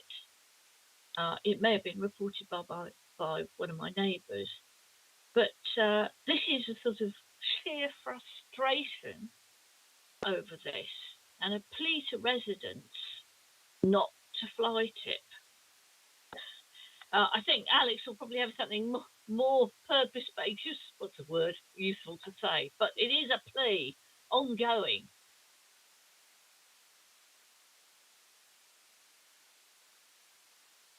Chair, you're on mute. I am. Please, Councillor Collis, you go ahead. Yeah, I would certainly echo what Councillor Gawthorpe Wood says. There is a huge amount of fly tipping at the moment, and yeah, the officer teams, I think, you know, as fast as they pick it up, it's back again. I wanted to say a couple of things, Wendy. One's a question about the fly tipping. I don't see, unless I've missed it, Crowland Way, and I'm getting a lot of repeated reports about Crowland Way, particularly where you know, round the back of the houses there are the ginnels between the back of Crowland Way houses and Campkin Road, and it would be really useful if the team could just do a review of those, because I think sometimes they get missed. And I'm still getting reports from residents. The second thing I wanted to say actually was a thank you to the Streets and Open Spaces, like emergency response team, and Councillor Gawthorpe Wood will know exactly what I'm talking about, and Councillor Smart.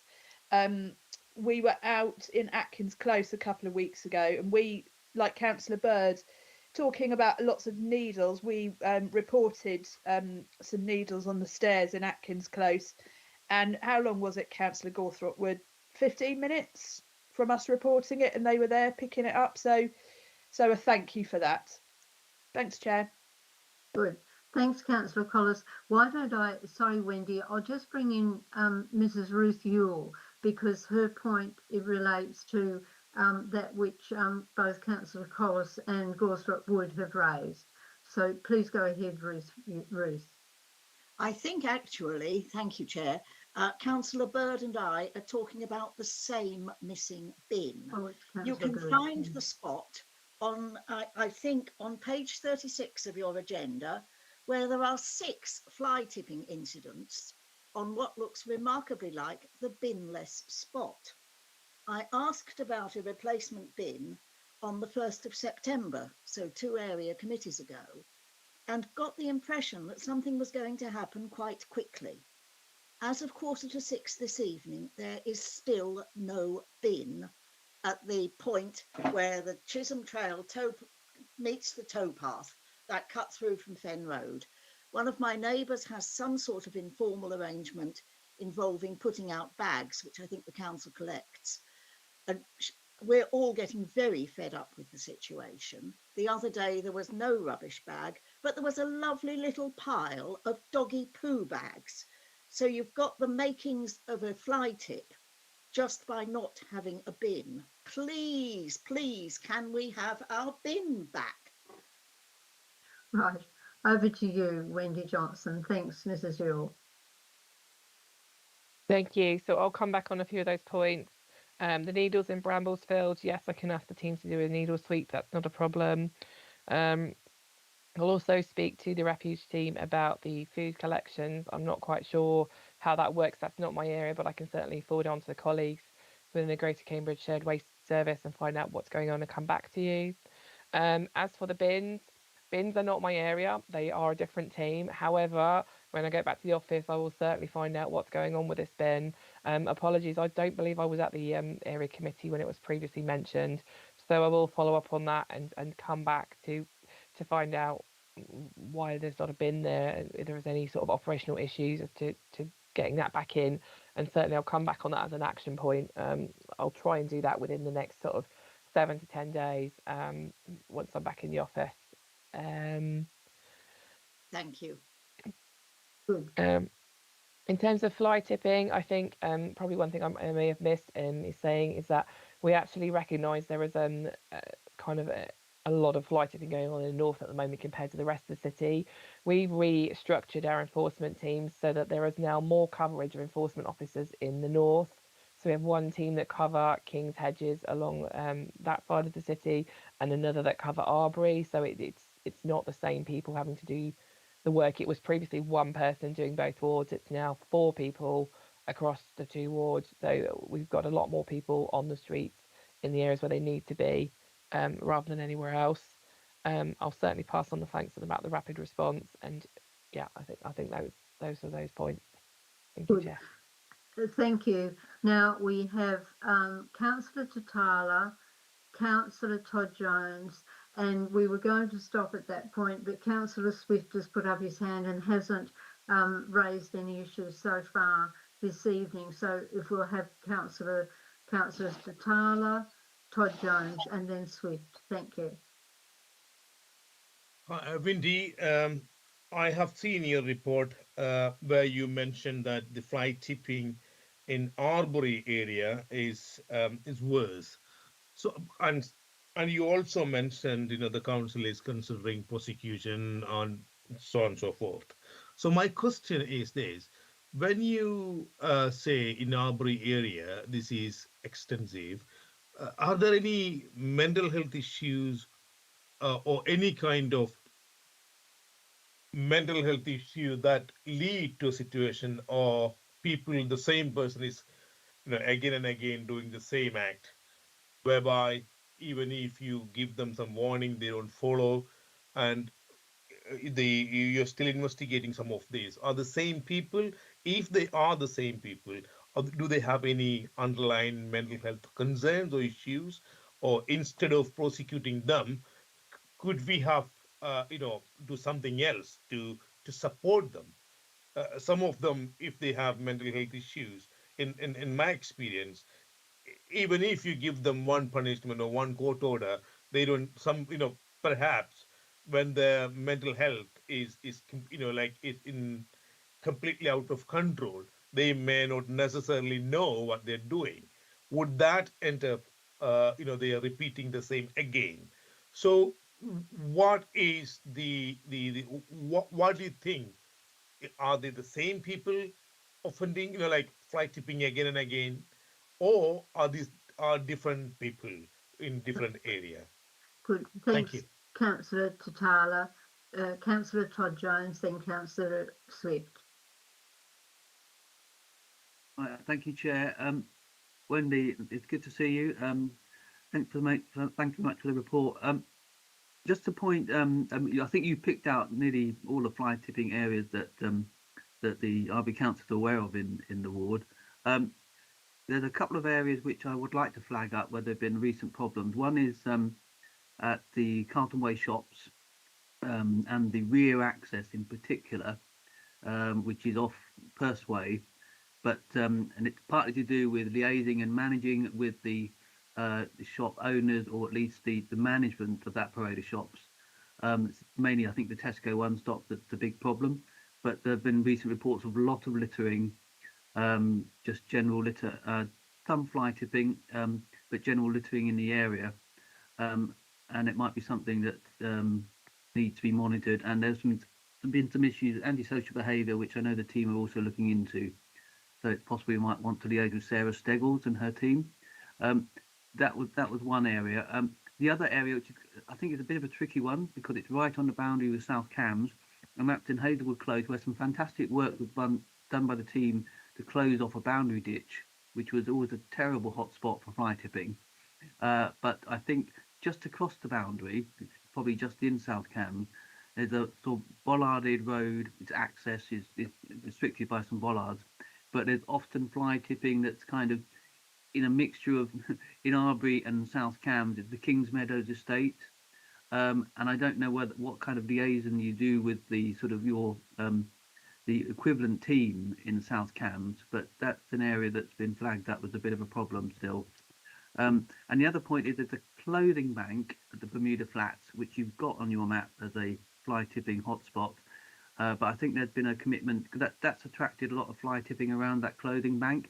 And I wonder whether, I think Richard Cole, the estate champion, had some proposals about where that might be relocated to. And I wonder if that if it hasn't already happened, whether that could be progressed too. And finally, I noticed about the abandoned cars and that 18 were claimed and 3 destroyed, and just wondered what happened to the other one, because I think you've got one missing. Sorry, you don't have to answer that if you don't know the answer. But thanks very much again for the report.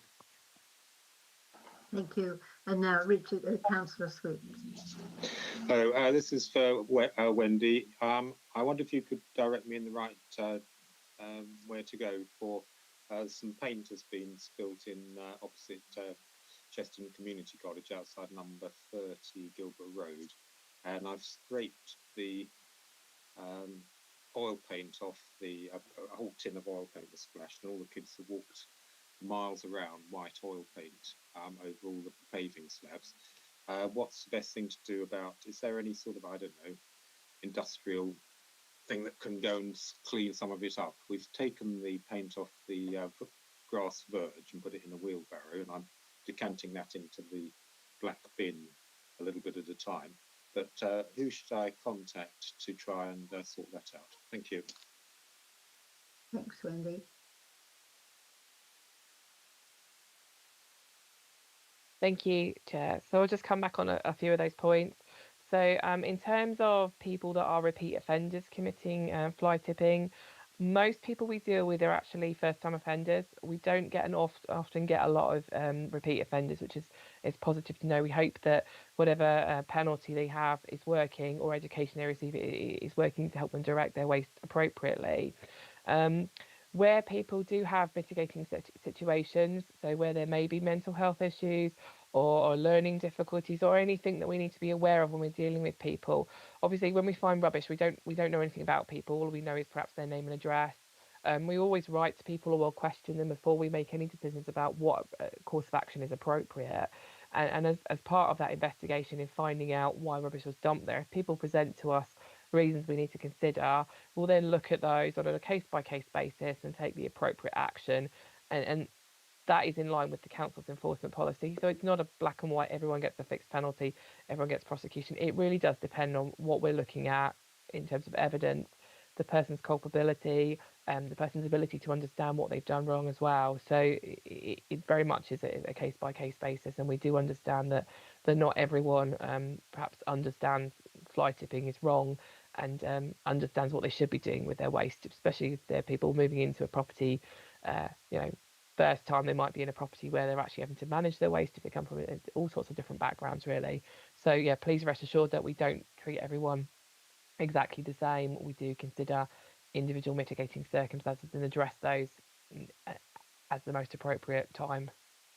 In terms of the hotspots that are identified, yes, I can certainly speak to the relevant officers.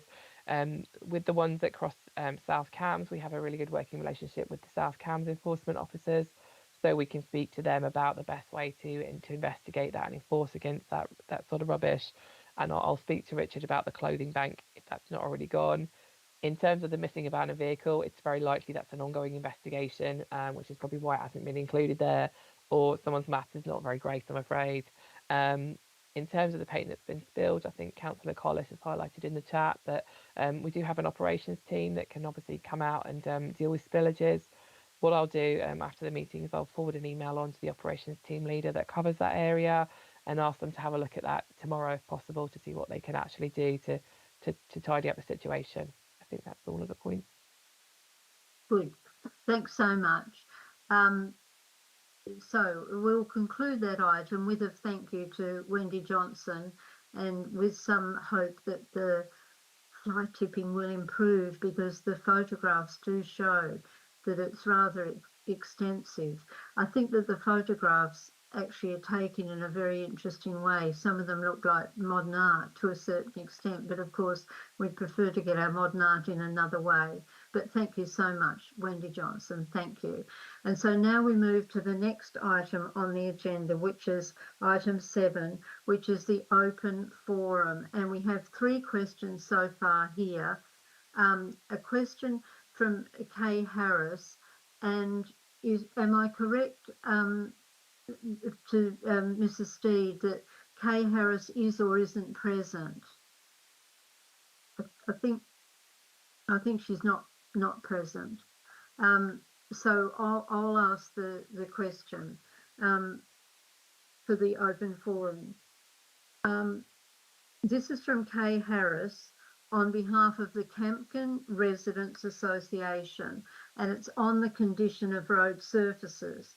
When will repairs be undertaken at the mini roundabout sections in the area Campkin Road, Northfield Avenue, with the occasional exception, in brackets, the week ending the 18th of February 2023, no redeemable work, remedying work has been undertaken since these road structures were put in as part of the traffic calming in 1992. When, Ms. Kay Harris, will we see some action on this? So who is able to respond to this question? It'll be one of the county councillors, won't it? Because it goes to highways. Shall I take this, Chair? I am Yes, quite if you happy would, to take this. Councillor Neschini. When that question came in, I did very sort of swiftly try and type a query with the highways team. Unfortunately, I haven't heard back yet. What I can say is that the mini roundabouts on Northfield Avenue were done in the spring, the early spring of 21. And there's been some other activity since, as the questioner themselves have explained. For everything else, I will endeavour to get a schedule. It's not always possible for the highways officers to know the schedule sufficiently in advance, but I will endeavour to get what's available in terms of remedial work to the mini roundabouts, and I will get that to you to add as a response to this question as soon as I have it. Good. Thanks so much, Councillor Neschini. And now we have a question in the public forum from Mrs. Lillian Rundblad, who I understand is here. So please go ahead, Lillian.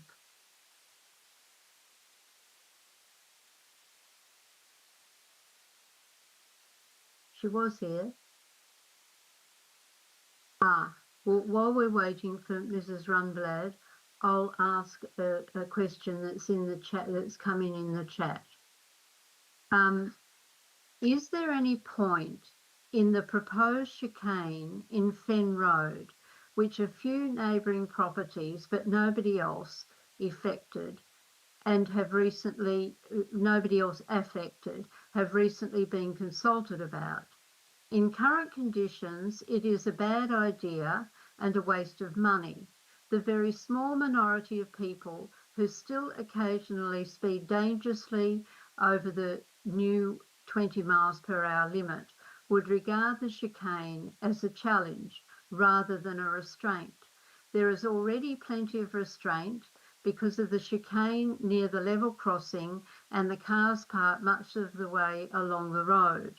These already act as multiple chicanes. Insofar as there is a removable cause of speeding and dangerous driving, it is the frustration and lateness sometimes caused by delays at the level crossing. These are usually down to inattention or understaffing from the signallers who control it, and this could still be improved. To add another chicane will merely add to this frustration and the likelihood of people speeding or wildly overtaking once they are through it. This frustration will continue and be a danger way beyond Fen Road and Water Street, as those in Greenhead Road have at times experienced. Another chicane will increase the likelihood of total gridlock, which occasionally already happens. It is in the interest of all the public, both residents and those driving through, for the traffic to be able to proceed smoothly and without unnecessary stops, which causes unnecessary fumes and anger.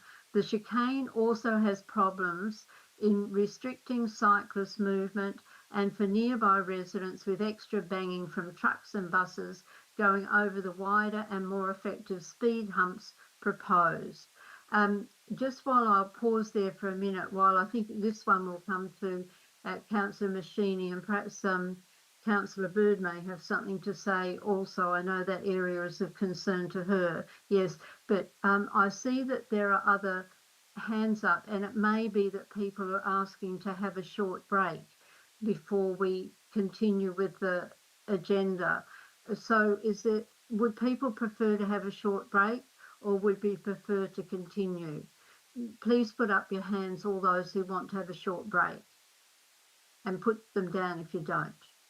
I see, yes, several do. So why don't we have, it's now, it's 2026, so could we just have a very short break of, say, 4 minutes, so we come back at past, just to have a slight pause. Thank you.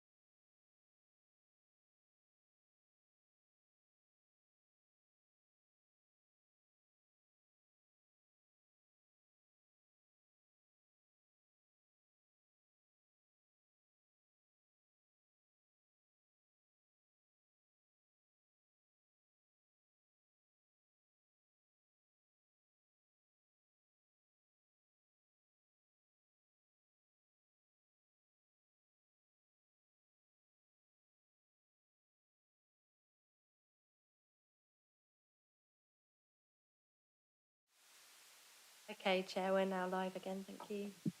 Thank you. So welcome back. And now I'll ask Councillor Maschini if she is able or would like to answer the question about the chicane. And then I'll come to Councillor Bird. I think she has something to say in relation to that too. Thank you. Thank you, Chair. Yes, I am very happy to defer to Councillor Bird for most of the answer, since that's her division and she's the county councillor for that. Of course she If is. you I'm require sorry. me to inquire in any way, do please let me know. Yes, I beg your pardon. I'm sorry, Councillor Bird. Yeah, good. You go ahead. Yes, thank you, Chair. Yeah, the history of this is, as you know, Fen Road has always been notorious for different things, drag racing and everything else going down there. So the first chicane was put in when they opened the Trisham Trail bridge, which seems to have worked well.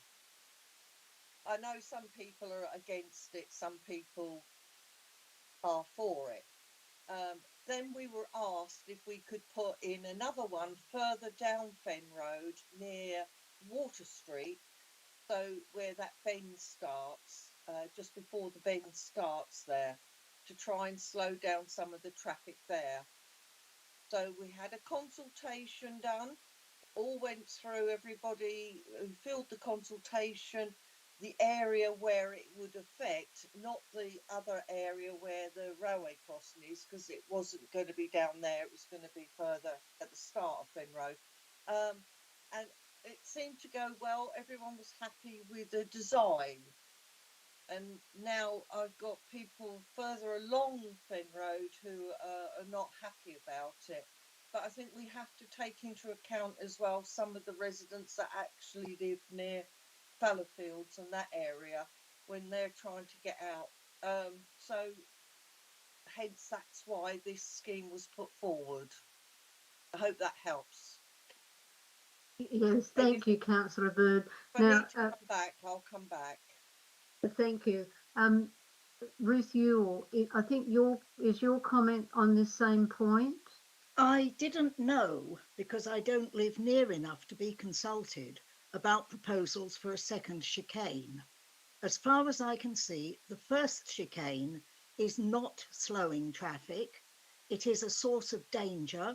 If it blocks, it will cut off not only the entire estate beyond the railway line, but a lot of other roads, because there is only one way in and out for several hundred people.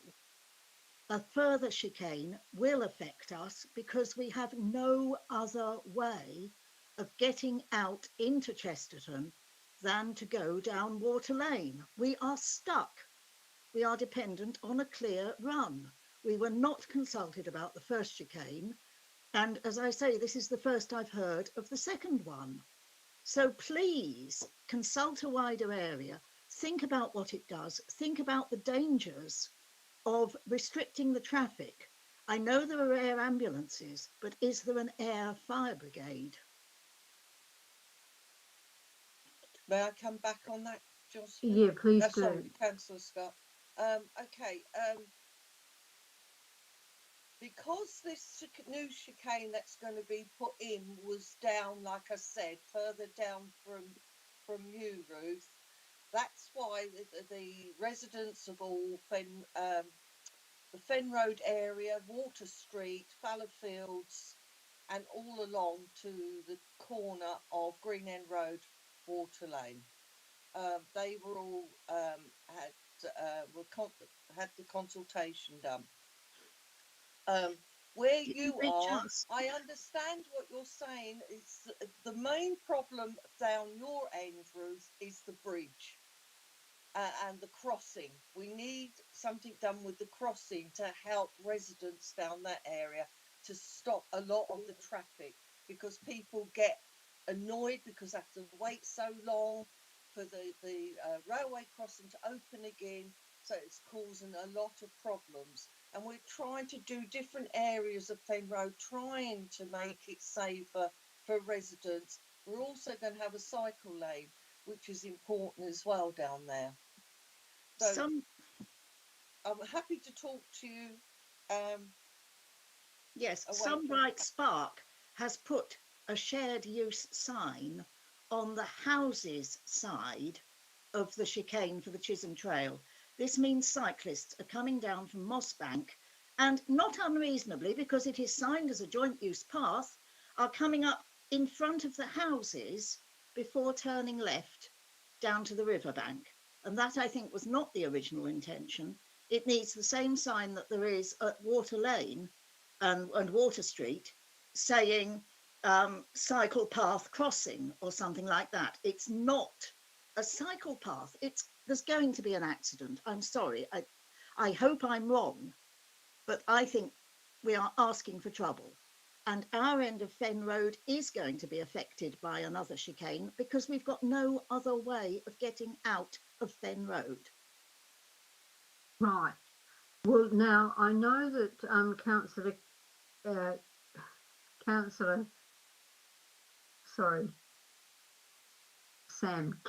Carling had a question. Does it relate to this issue, Councillor Carling? No. Well, perhaps if you ask your question, and then we'll have Mrs. Lillian Rundblad, and then we'll close the public forum and go to the next item on the agenda, which is the Greater Cambridge Partnership Report. So, please, Councillor Carling. Thank you, Chair. Yeah, so I was hoping there'd be a representative from the police here to ask this to, so I'm not necessarily sure who I'm directing it to, but perhaps I can take it up with the police outside the meeting as well. Essentially, we've got an issue going on at the moment in West Chesterton on Chesterton Road at a place called Pointers Lodge, where there's a number of flats.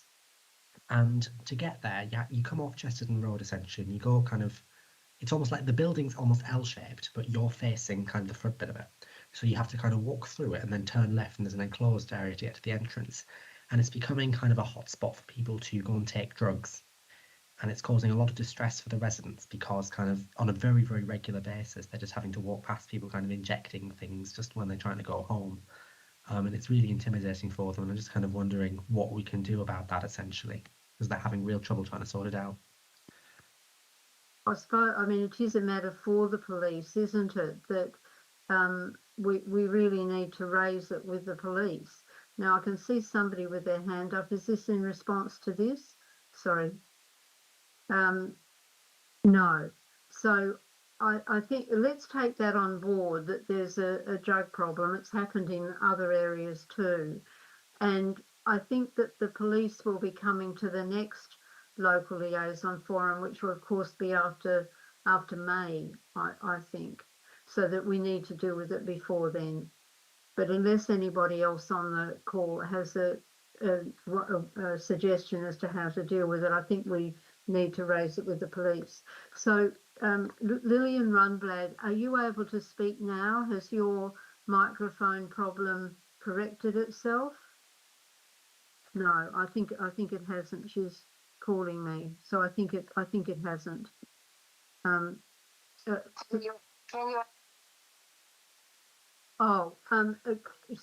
Mrs. Steed, are you able to unmute Lillian Rundblad? She seems to think that you may be able to unmute her, and she can't.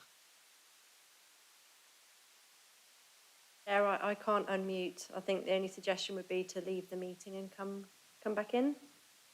Yeah. Otherwise, someone read her question for her. I'll read the question because she did ask me to do that since she couldn't.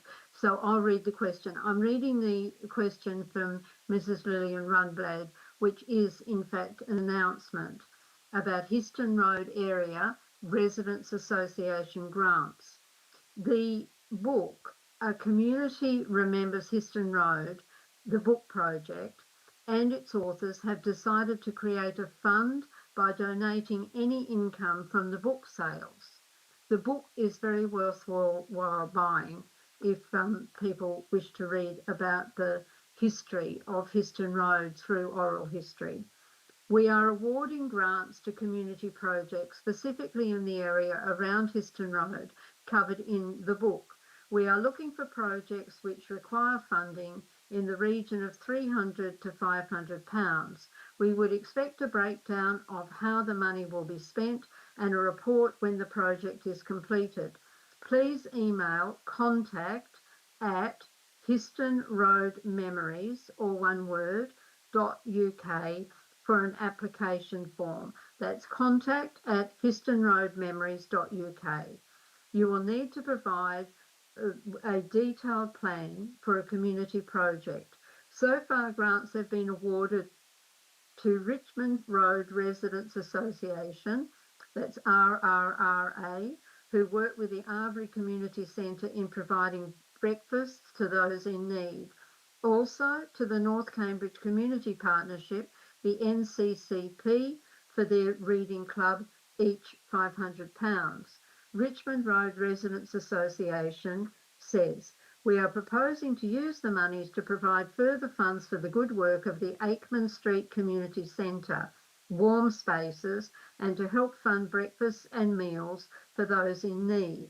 This, together with the £750 we have already agreed to donate from our Cafe at 99 receipts, means we can fund the warm spaces and support the breakfast initiative until at least June. The additional funds will be provided on behalf of both Histon Road and Richmond Road Residents Associations. The funding is done on a monthly basis by providing Histon Road Co-op food vouchers so that all funding is spent locally and is accountable. Additionally, some monies may be used to help pay for replacement of kitchen equipment and a food trolley. The main purpose of this grant is to allow the NCCP as a community organisation representing the north of Cambridge to continue running the Reading Club project from March 2023. This NCCP project had been running for longer than 2 years and had proven very successful and very much needed by the local community beneficiaries. One important reason for us to apply for this funding is the fact that the current funding provided by the local council has been substantially cut this year, and this has created issues for us as an organisation to be able to meet and deliver the project objectives, which ultimately had created issues and difficulties for us to reach the intended target audience and beneficiaries. We strongly believe that this is not only an interesting but also an influential project that had benefits, and we hope it will continue to benefit the people involved in that project, in the benefit from the project. The objectives set by the Reading Club as a community project are to look closer at the lack of skills in our local community in regards to literacy, and subsequently to be able to find answers to the issues created by the lack of these skills, and hopefully find longer term and more sustainable solutions by creating some sense of legacy in the core objectives of the program the NCCP wishes to continue to develop and deliver in the local community. Please, yes, so that's really an announcement from the Histon Road Residents Association, which produced with members also of the Castle area, well, it's the Castle area and the Arbury area, this wonderful book. So I'll leave that matter, and if people who've been attending the North Area Committee are interested, then they can get in touch with the email address that was provided. And so I think that at that stage we'll close the the public forum and move to the next item on the agenda, which is item number 8, the Greater Cambridge Partnership Waterbeach to Cambridge project. And here I believe that we are welcoming Paul Vandenbach. I hope I've got the person correct. Can you hear me? Yes, we can. Hi there. Thank you. Yes, Paul Vandenbach we have. Thank you, Paul. Thanks. So tonight I was going to run through the open consultation that we have ongoing regarding the Waterbeach to Cambridge public transport route and active travel. So if it's okay, I'm going to share my screen, so I've got a presentation.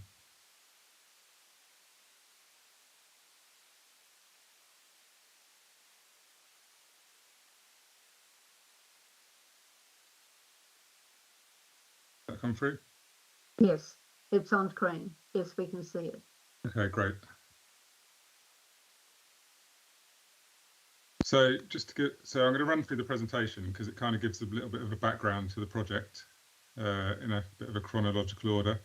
I'll skip through a few of the slides and we can come back to them if required. But to make sure that I cover all of the kind of the main information. So kind of just to state again, so we've got an ongoing consultation at the moment, which provide the links at the end, which commenced on the 30th of January and it is running until the 24th of March. So if anyone wants to have a look at the consultation materials, look in a bit more detail at all the plans, and perhaps even respond to the consultation, then please feel free to do so.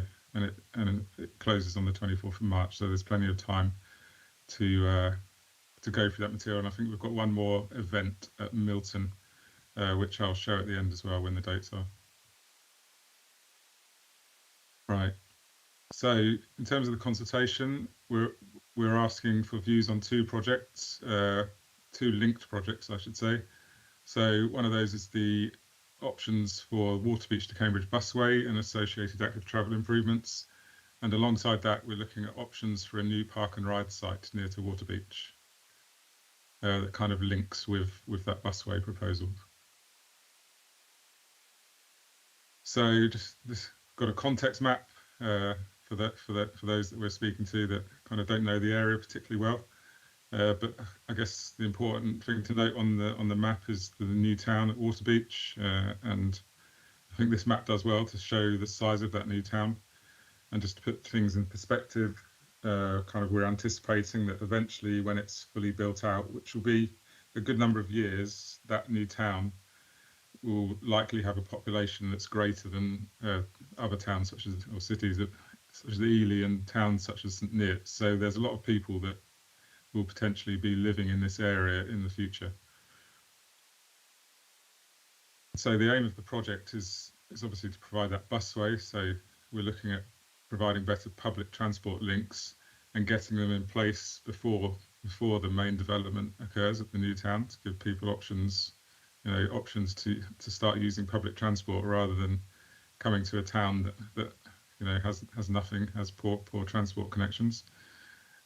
If we get the infrastructure in early, then the thinking is that people coming to the new town might actually come for that infrastructure. It will be a draw to the new town, and therefore people might be less likely to kind of rely on cars and add to the problems that already exist on the A10. Alongside the public transport, it goes without saying almost that we look to provide kind of an active travel route and show that in a bit more detail, but there's also other active travel links that are being provided between Waterbeach and Cambridge. So just a tiny bit of background. So back in 2018, there was a report done by the County Council that went kind of a bit alongside some of the planning for the development of Waterbeach, and that set out kind of some of the transport requirements that would be needed for the new town, and that kind of set out four main strands of work. So one of those was looking at rail links. There's another project looking at the A10, and then we've got active travel such as greenways projects, and the project that we're presenting here, which is looking at public transport. So in between 2019 and 2020, we kicked off this public transport project. First steps is coming up with a long list of options, and some of those options even included looking at whether a busway was the right kind of provision, or could you provide this local widening of the A10 perhaps, and bringing buses to additional public transport and buses to the junction at Milton. And through that stage of the project, we kind of went towards the busway. And for those that remember, the mayor was also at that time proposing a metro, which would also have worked with kind of the options that we were developing. Step 3, so 2021, identifying a shortlist, and we consulted on a number of options. So I think we had four options at that stage. which were kind of wider corridor options that we looked at, and through that process we whittled them down to the 2 options that we're consulting on now, which I'll come on to. So the 4 options that we previously consulted on, so we had the central route, which is yellow, we had an A10 kind of route, and then we had the blue route, which our eastern route pretty much runs alongside the railway, so there's various options for that. And then we had the green western route, which runs out to the west of Land Beach and down towards the busway. And through the process I just described very briefly, we presented to the board 2 options following the consultation on those 4. So we kept the original western option as one to take forward to this stage of the project, and we revised our central route option due to the issues that came up during the consultation in terms of the route that we were proposing through Waterbeach Village. We revised that, and as you can see, the purple route here, we took that forward to the board as another kind of option that we wanted to explore further at this stage.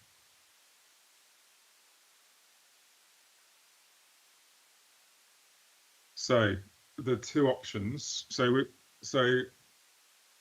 where we've got to is that within those kind of envelopes, the consultants have done a lot of work looking at route alignments, and they've for each option they kind of came up with a number of route alignments and went through various stages of analysis to kind of refine down to 2 main route alignments that we're consulting on here. So this is an actual plan that comes from the consultation brochure, which shows both the western route alignment and the revised central alignment.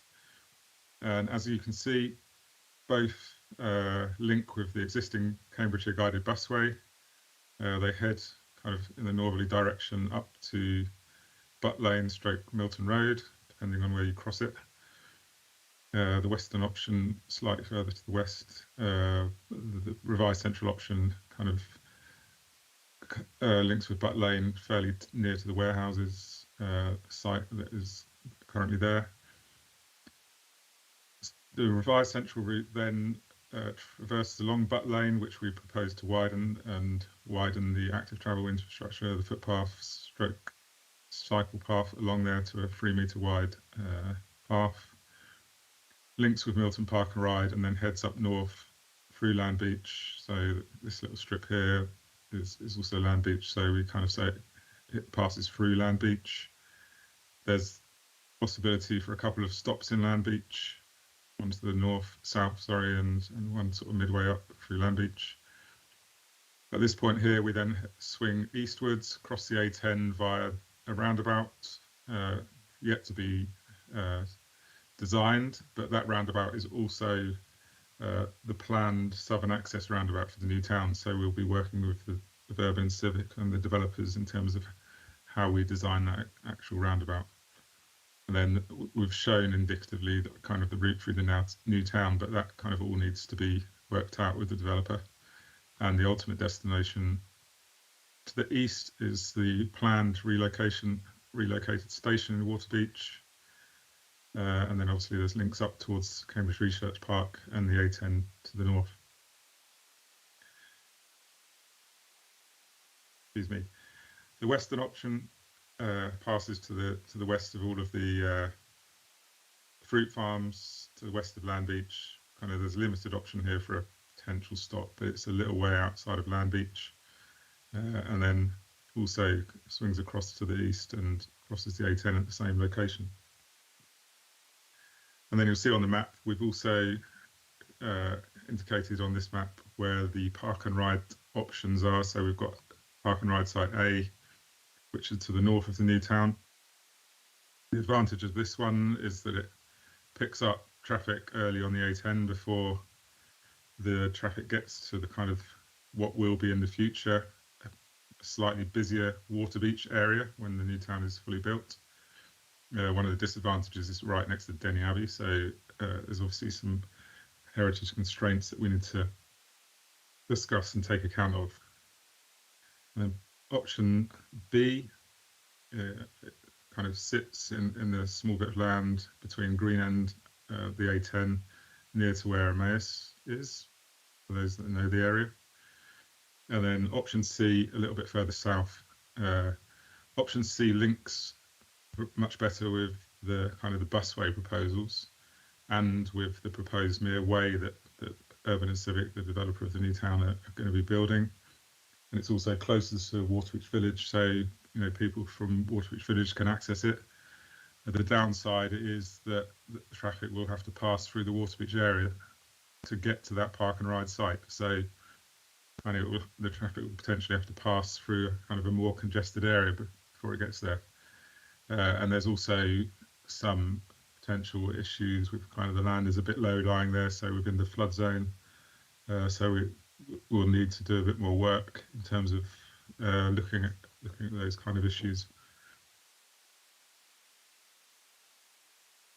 We've got a little inset map on the side here, which is kind of an overview of the more detailed mapping that's available as a download on our website. So if you go to the consultation pages, you can find kind of the high scale mapping, and you can download the series of maps that make up both of these routes. The same map, but it just highlights the western route. I've gone over a few of the option comparisons, but in terms of journey time, both are pretty similar. So the revised central option obviously passes past Milton Park and Ride. The western option bypasses the area, and if the buses don't serve Milton Park and Ride, offer a slightly quicker journey time into Cambridge. But if the operator decided that they wanted to kind of divert back down Butt Lane to kind of pick up people at Milton Park and Ride before rejoining the busway, obviously the western option would then have a slightly longer journey time. The estimated costs of both are fairly similar on the grand scale of things. Both options pass through land that is both, in some cases, private land. The majority of the land is owned by the county council, and most of it is agricultural land.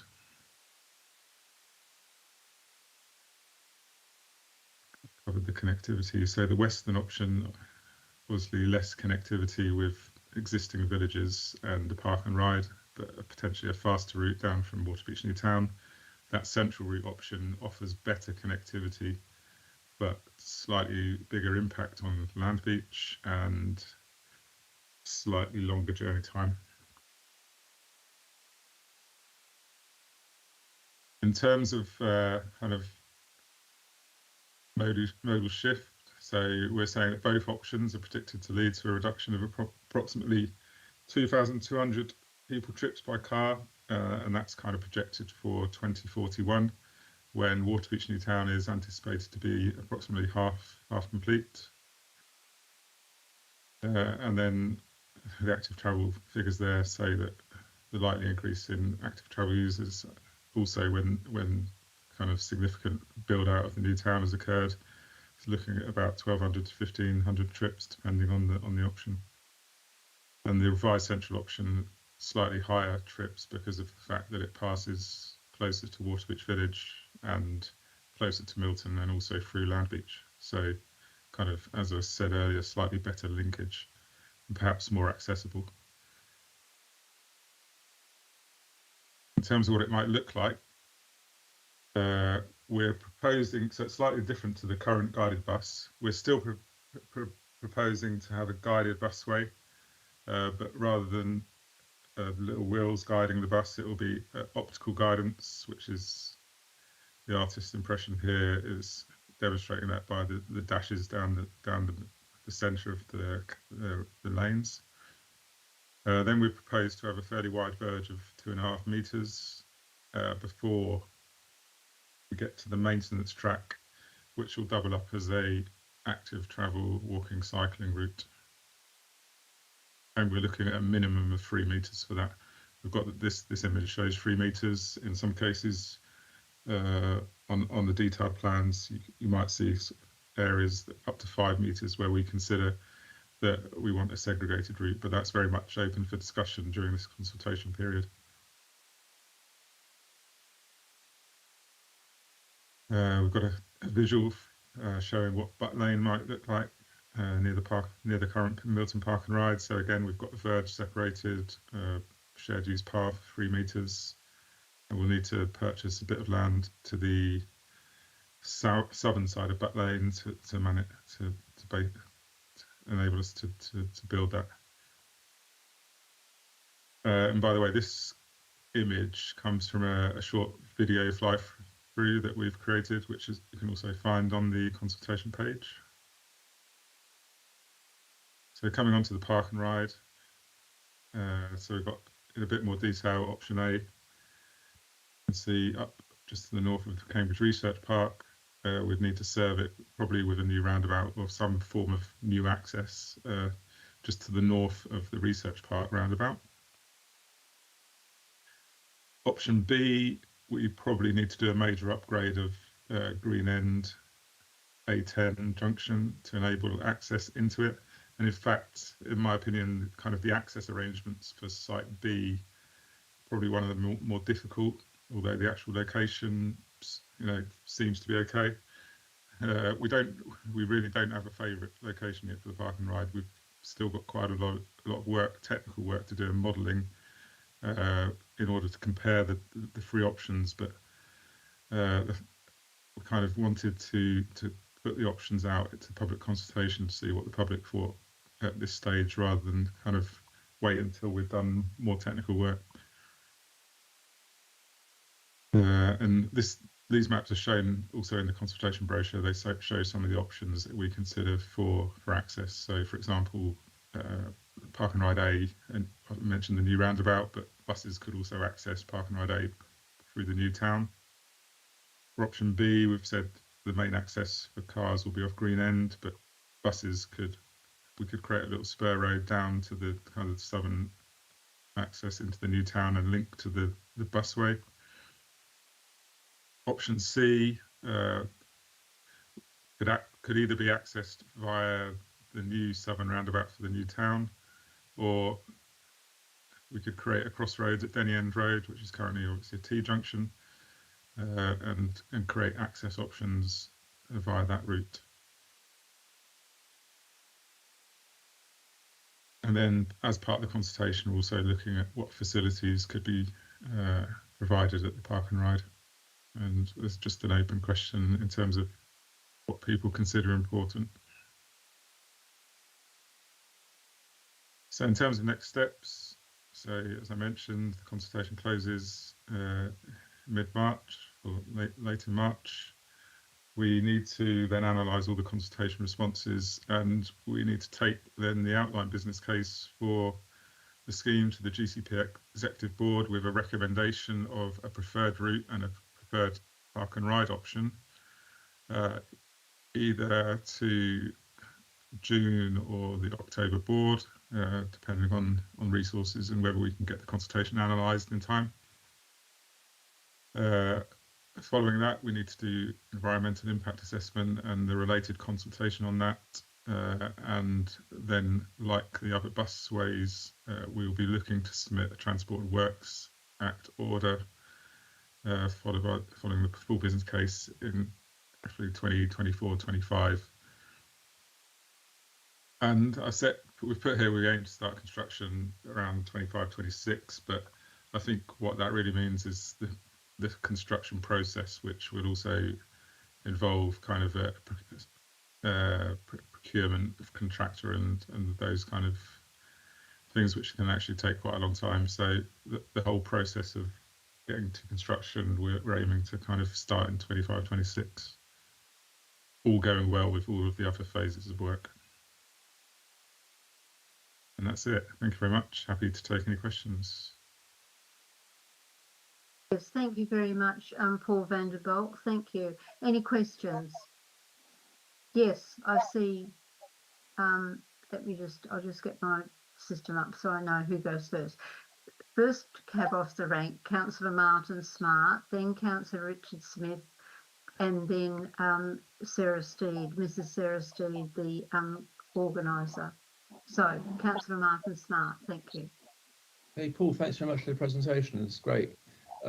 Two things. So, firstly, segregation really needs to be there. We can't have a pathway with cycles, electric scooters, horses, all and sundry on it, charging up and down. It's just not going to work. I'm sure you're aware of that, though, but just emphasise that.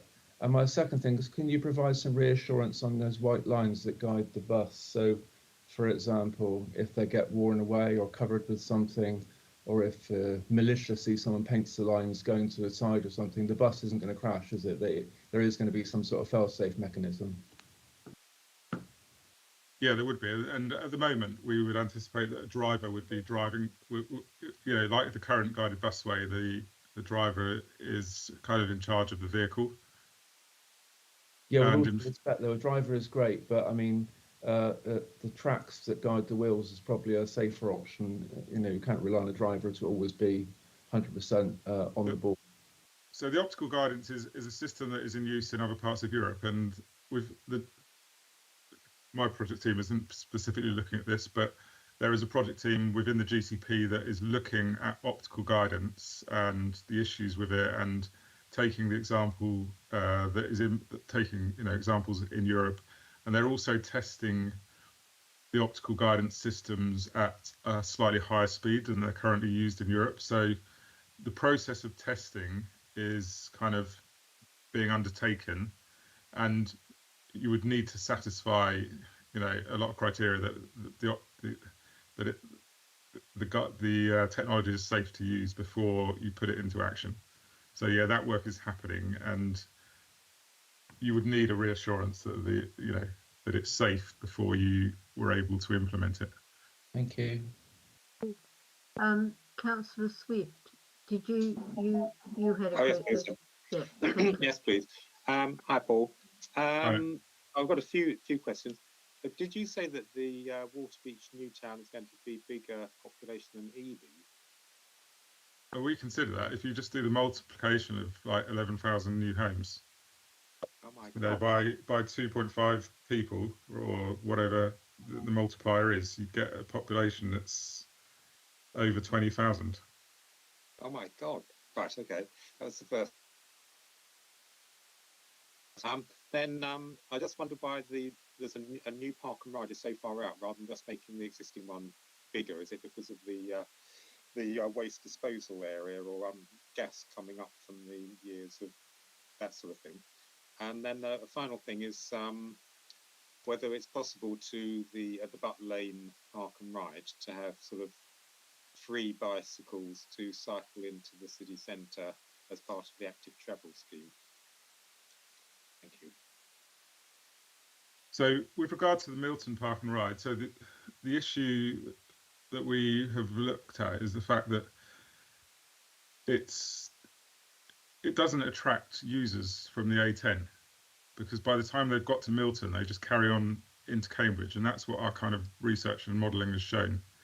So the idea is that you pick up cars before they get to the congestion at Cambridge and get them onto this high-speed public transport route to encourage more usage. The Milton Park and Ride, within all the modelling, still appears to work and to attract people, because it takes more traffic off the A14 and also from a few of the surrounding villages. So all of the modelling work that we've done so far shows that Milton is still viable at least in the midterm, and that Waterbeach, a park and ride at Waterbeach, attracts a significant amount of patronage and usage. And obviously we can only go by kind of modelling and existing examples at the moment, because it's not there on the ground.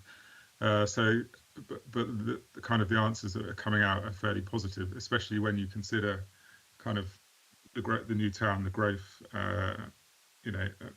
what else is looking to be provided.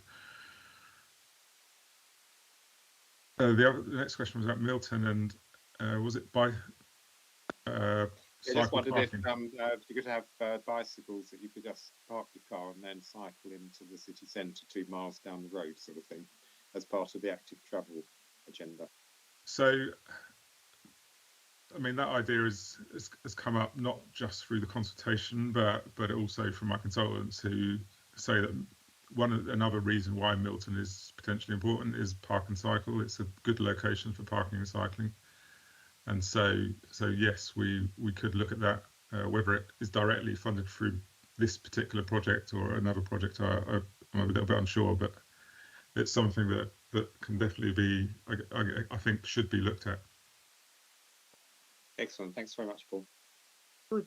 Any more questions? No. No. Just to say, I put a link to the consultation in the chat. You see right. That? Yes. GCP Waterbeach to Cambridge 2023. Consult Cambridgeshire engagement.com. And then it says yes. So are we able to? Oh, we can put that in the minutes. What's the what's the cut-off date? 24th March. Oh, so it's too quick before our minutes will be. Our next meeting is the 8th of June. So the minutes. Well, I suppose the minutes might be out and up on the website. That's so fine. I mean, we've obviously done quite a big press release, and we've sent documents to, a notification of the consultation to all houses in Histon, Impington, Milton, Waterbeach, Landbeach, and the northern section of Cambridge, so kind of north of the guided busway. So we've obviously done our own comms, both hard copy and online as well. So, and in fact on the radio as well. So, I mean, yeah. And Mrs. Steed has just pointed out to me that the link to the consultation is actually on our agenda. So it's up on our website already. So anyone who wishes to enter into the consultation can go to our City Council website and to the agenda of the North Area Committee, and they'll find the link there. Good. Yeah. And just to say that the final consultation event, because we had one today at Waterbeach, the final one is on the 7th of March, 5:30 to 8:30 at Milton Community Centre. Right, Milton Community Centre, 7th of March from 5:30. Good. Now, I'll say thank you very much to you, Paul, for coming and making that presentation, but I'd just actually like to read a question that's come in. That did come in during the public forum, and I do apologise to the questioner, I overlooked it, but you might find this very interesting, Paul, in terms of the Milton Road project. This is the question. Are any representations being made to the people working in Milton Road about the fact that with the closure of Union Lane and Kendall Road and the extra restriction on Green End Road, traffic is effectively imprisoned in Chesterton, especially when there are roadworks affecting the Chesterton High Street Elizabeth Way roundabout? Recent rush hours have been so congested as to be dangerous. Now, Councillor Elisa Meschini has taken this on board. She'll go away and get a response to it. I can also raise it with the relevant officers working on the project because they're emailing us. But I just have read it to you and read it out to everyone because we will all remember that there were, in an original iteration of the Milton Road project, Union Lane was proposed to be closed, and the East Chesterton councillors were so strong on making it very clear that with Union Road closed, that would mean that people in East Chesterton were trapped in East Chesterton. And I'm not blaming anybody for the fact that there's now construction that's caused that to happen, but it's very interesting that their predictions, it was Councillor Bird, certainly Councillor Carla McQueen and Councillor Beju Tatala, who were in on the original. Yes, Councillor Bird's nodding, and the point was made. So I just thought you'd be really interested in that, Paul. You don't need to comment. I can't comment. I haven't been into that. Well, I've been along Milton Road in the recent weeks, but I haven't And I know that there are some emergency works being undertaken by some of the utilities in some areas that are causing issues, but I'm not 100% sure on what the issues are, so I can't really comment. You're right. No, and I think you see there have been roadworks going on Chesterton High Street at the same time. But I see Councillor Cox-Condren has her hand up, so perhaps that'll be the last question and comment before we close. Oh, before Thank we do you. our final item. Yeah, thanks, Paul. Just you saying about Milton Road, I just wanted to ask a quick question, which Paul maybe can just ponder rather if there's not an answer to it at the moment. But I just wanted to raise it from the head of Milton Road School, that because of the traffic works and traffic lights, cars are going through the Asham Road, Gurney Way roads, and there's been a few, but children are being shaken by near misses and on those school exits. School in. God, how's anyone managing to talk? My brain's really going a bit dead now, sorry.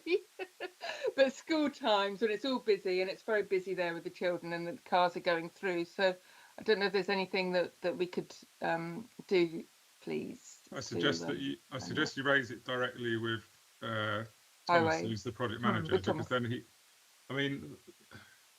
Thanks. They might be able to do something at school times to kind of slow traffic through there, or I don't know, have people there. But I think probably best to raise it with Tom, especially if you're getting some near misses, because that's not really a situation you want to have there. Thanks, I'll do that. Thank you very much. Good, thank you, and thanks again, Paul, for coming. We really appreciate it, and that what's going on out at Waterbeach obviously impacts on us here in Cambridge, so it's good to have the report. Thank you. Okay, thank you. Bye Thank you. And then we move to agenda item number 9, and I just simply ask everybody, all councillor members of the committee, to note the actions detailed in the committee action sheet, which is in the agenda, and provide the committee manager with any further updates outside this meeting. So that's the end of the agenda. And I'd simply like to say thank you very much to everybody for participating, and particularly for our opening session on performance, as it were. And I'm really pleased that the members of the residents who participated in that session and in the earlier sessions that we've had have brought a different element into the area committee, which really, at least from my point of view, is very much appreciated. And thank you to Mrs. Steed for all the organisation that goes into the area committee, and to Claire Tunnicliffe, who's also stepped in at various intervals in relation to this meeting, and also to Bruno Herzog for having undertaken all the technical details in terms of transmitting the meeting to the public and so on. So thank you to everybody, and it's good night. Night. Bye. Bye. Thank you. Thank you, Bye. Chair. Thank you. Thank you, Jocelyn. Bye. Thank you very much.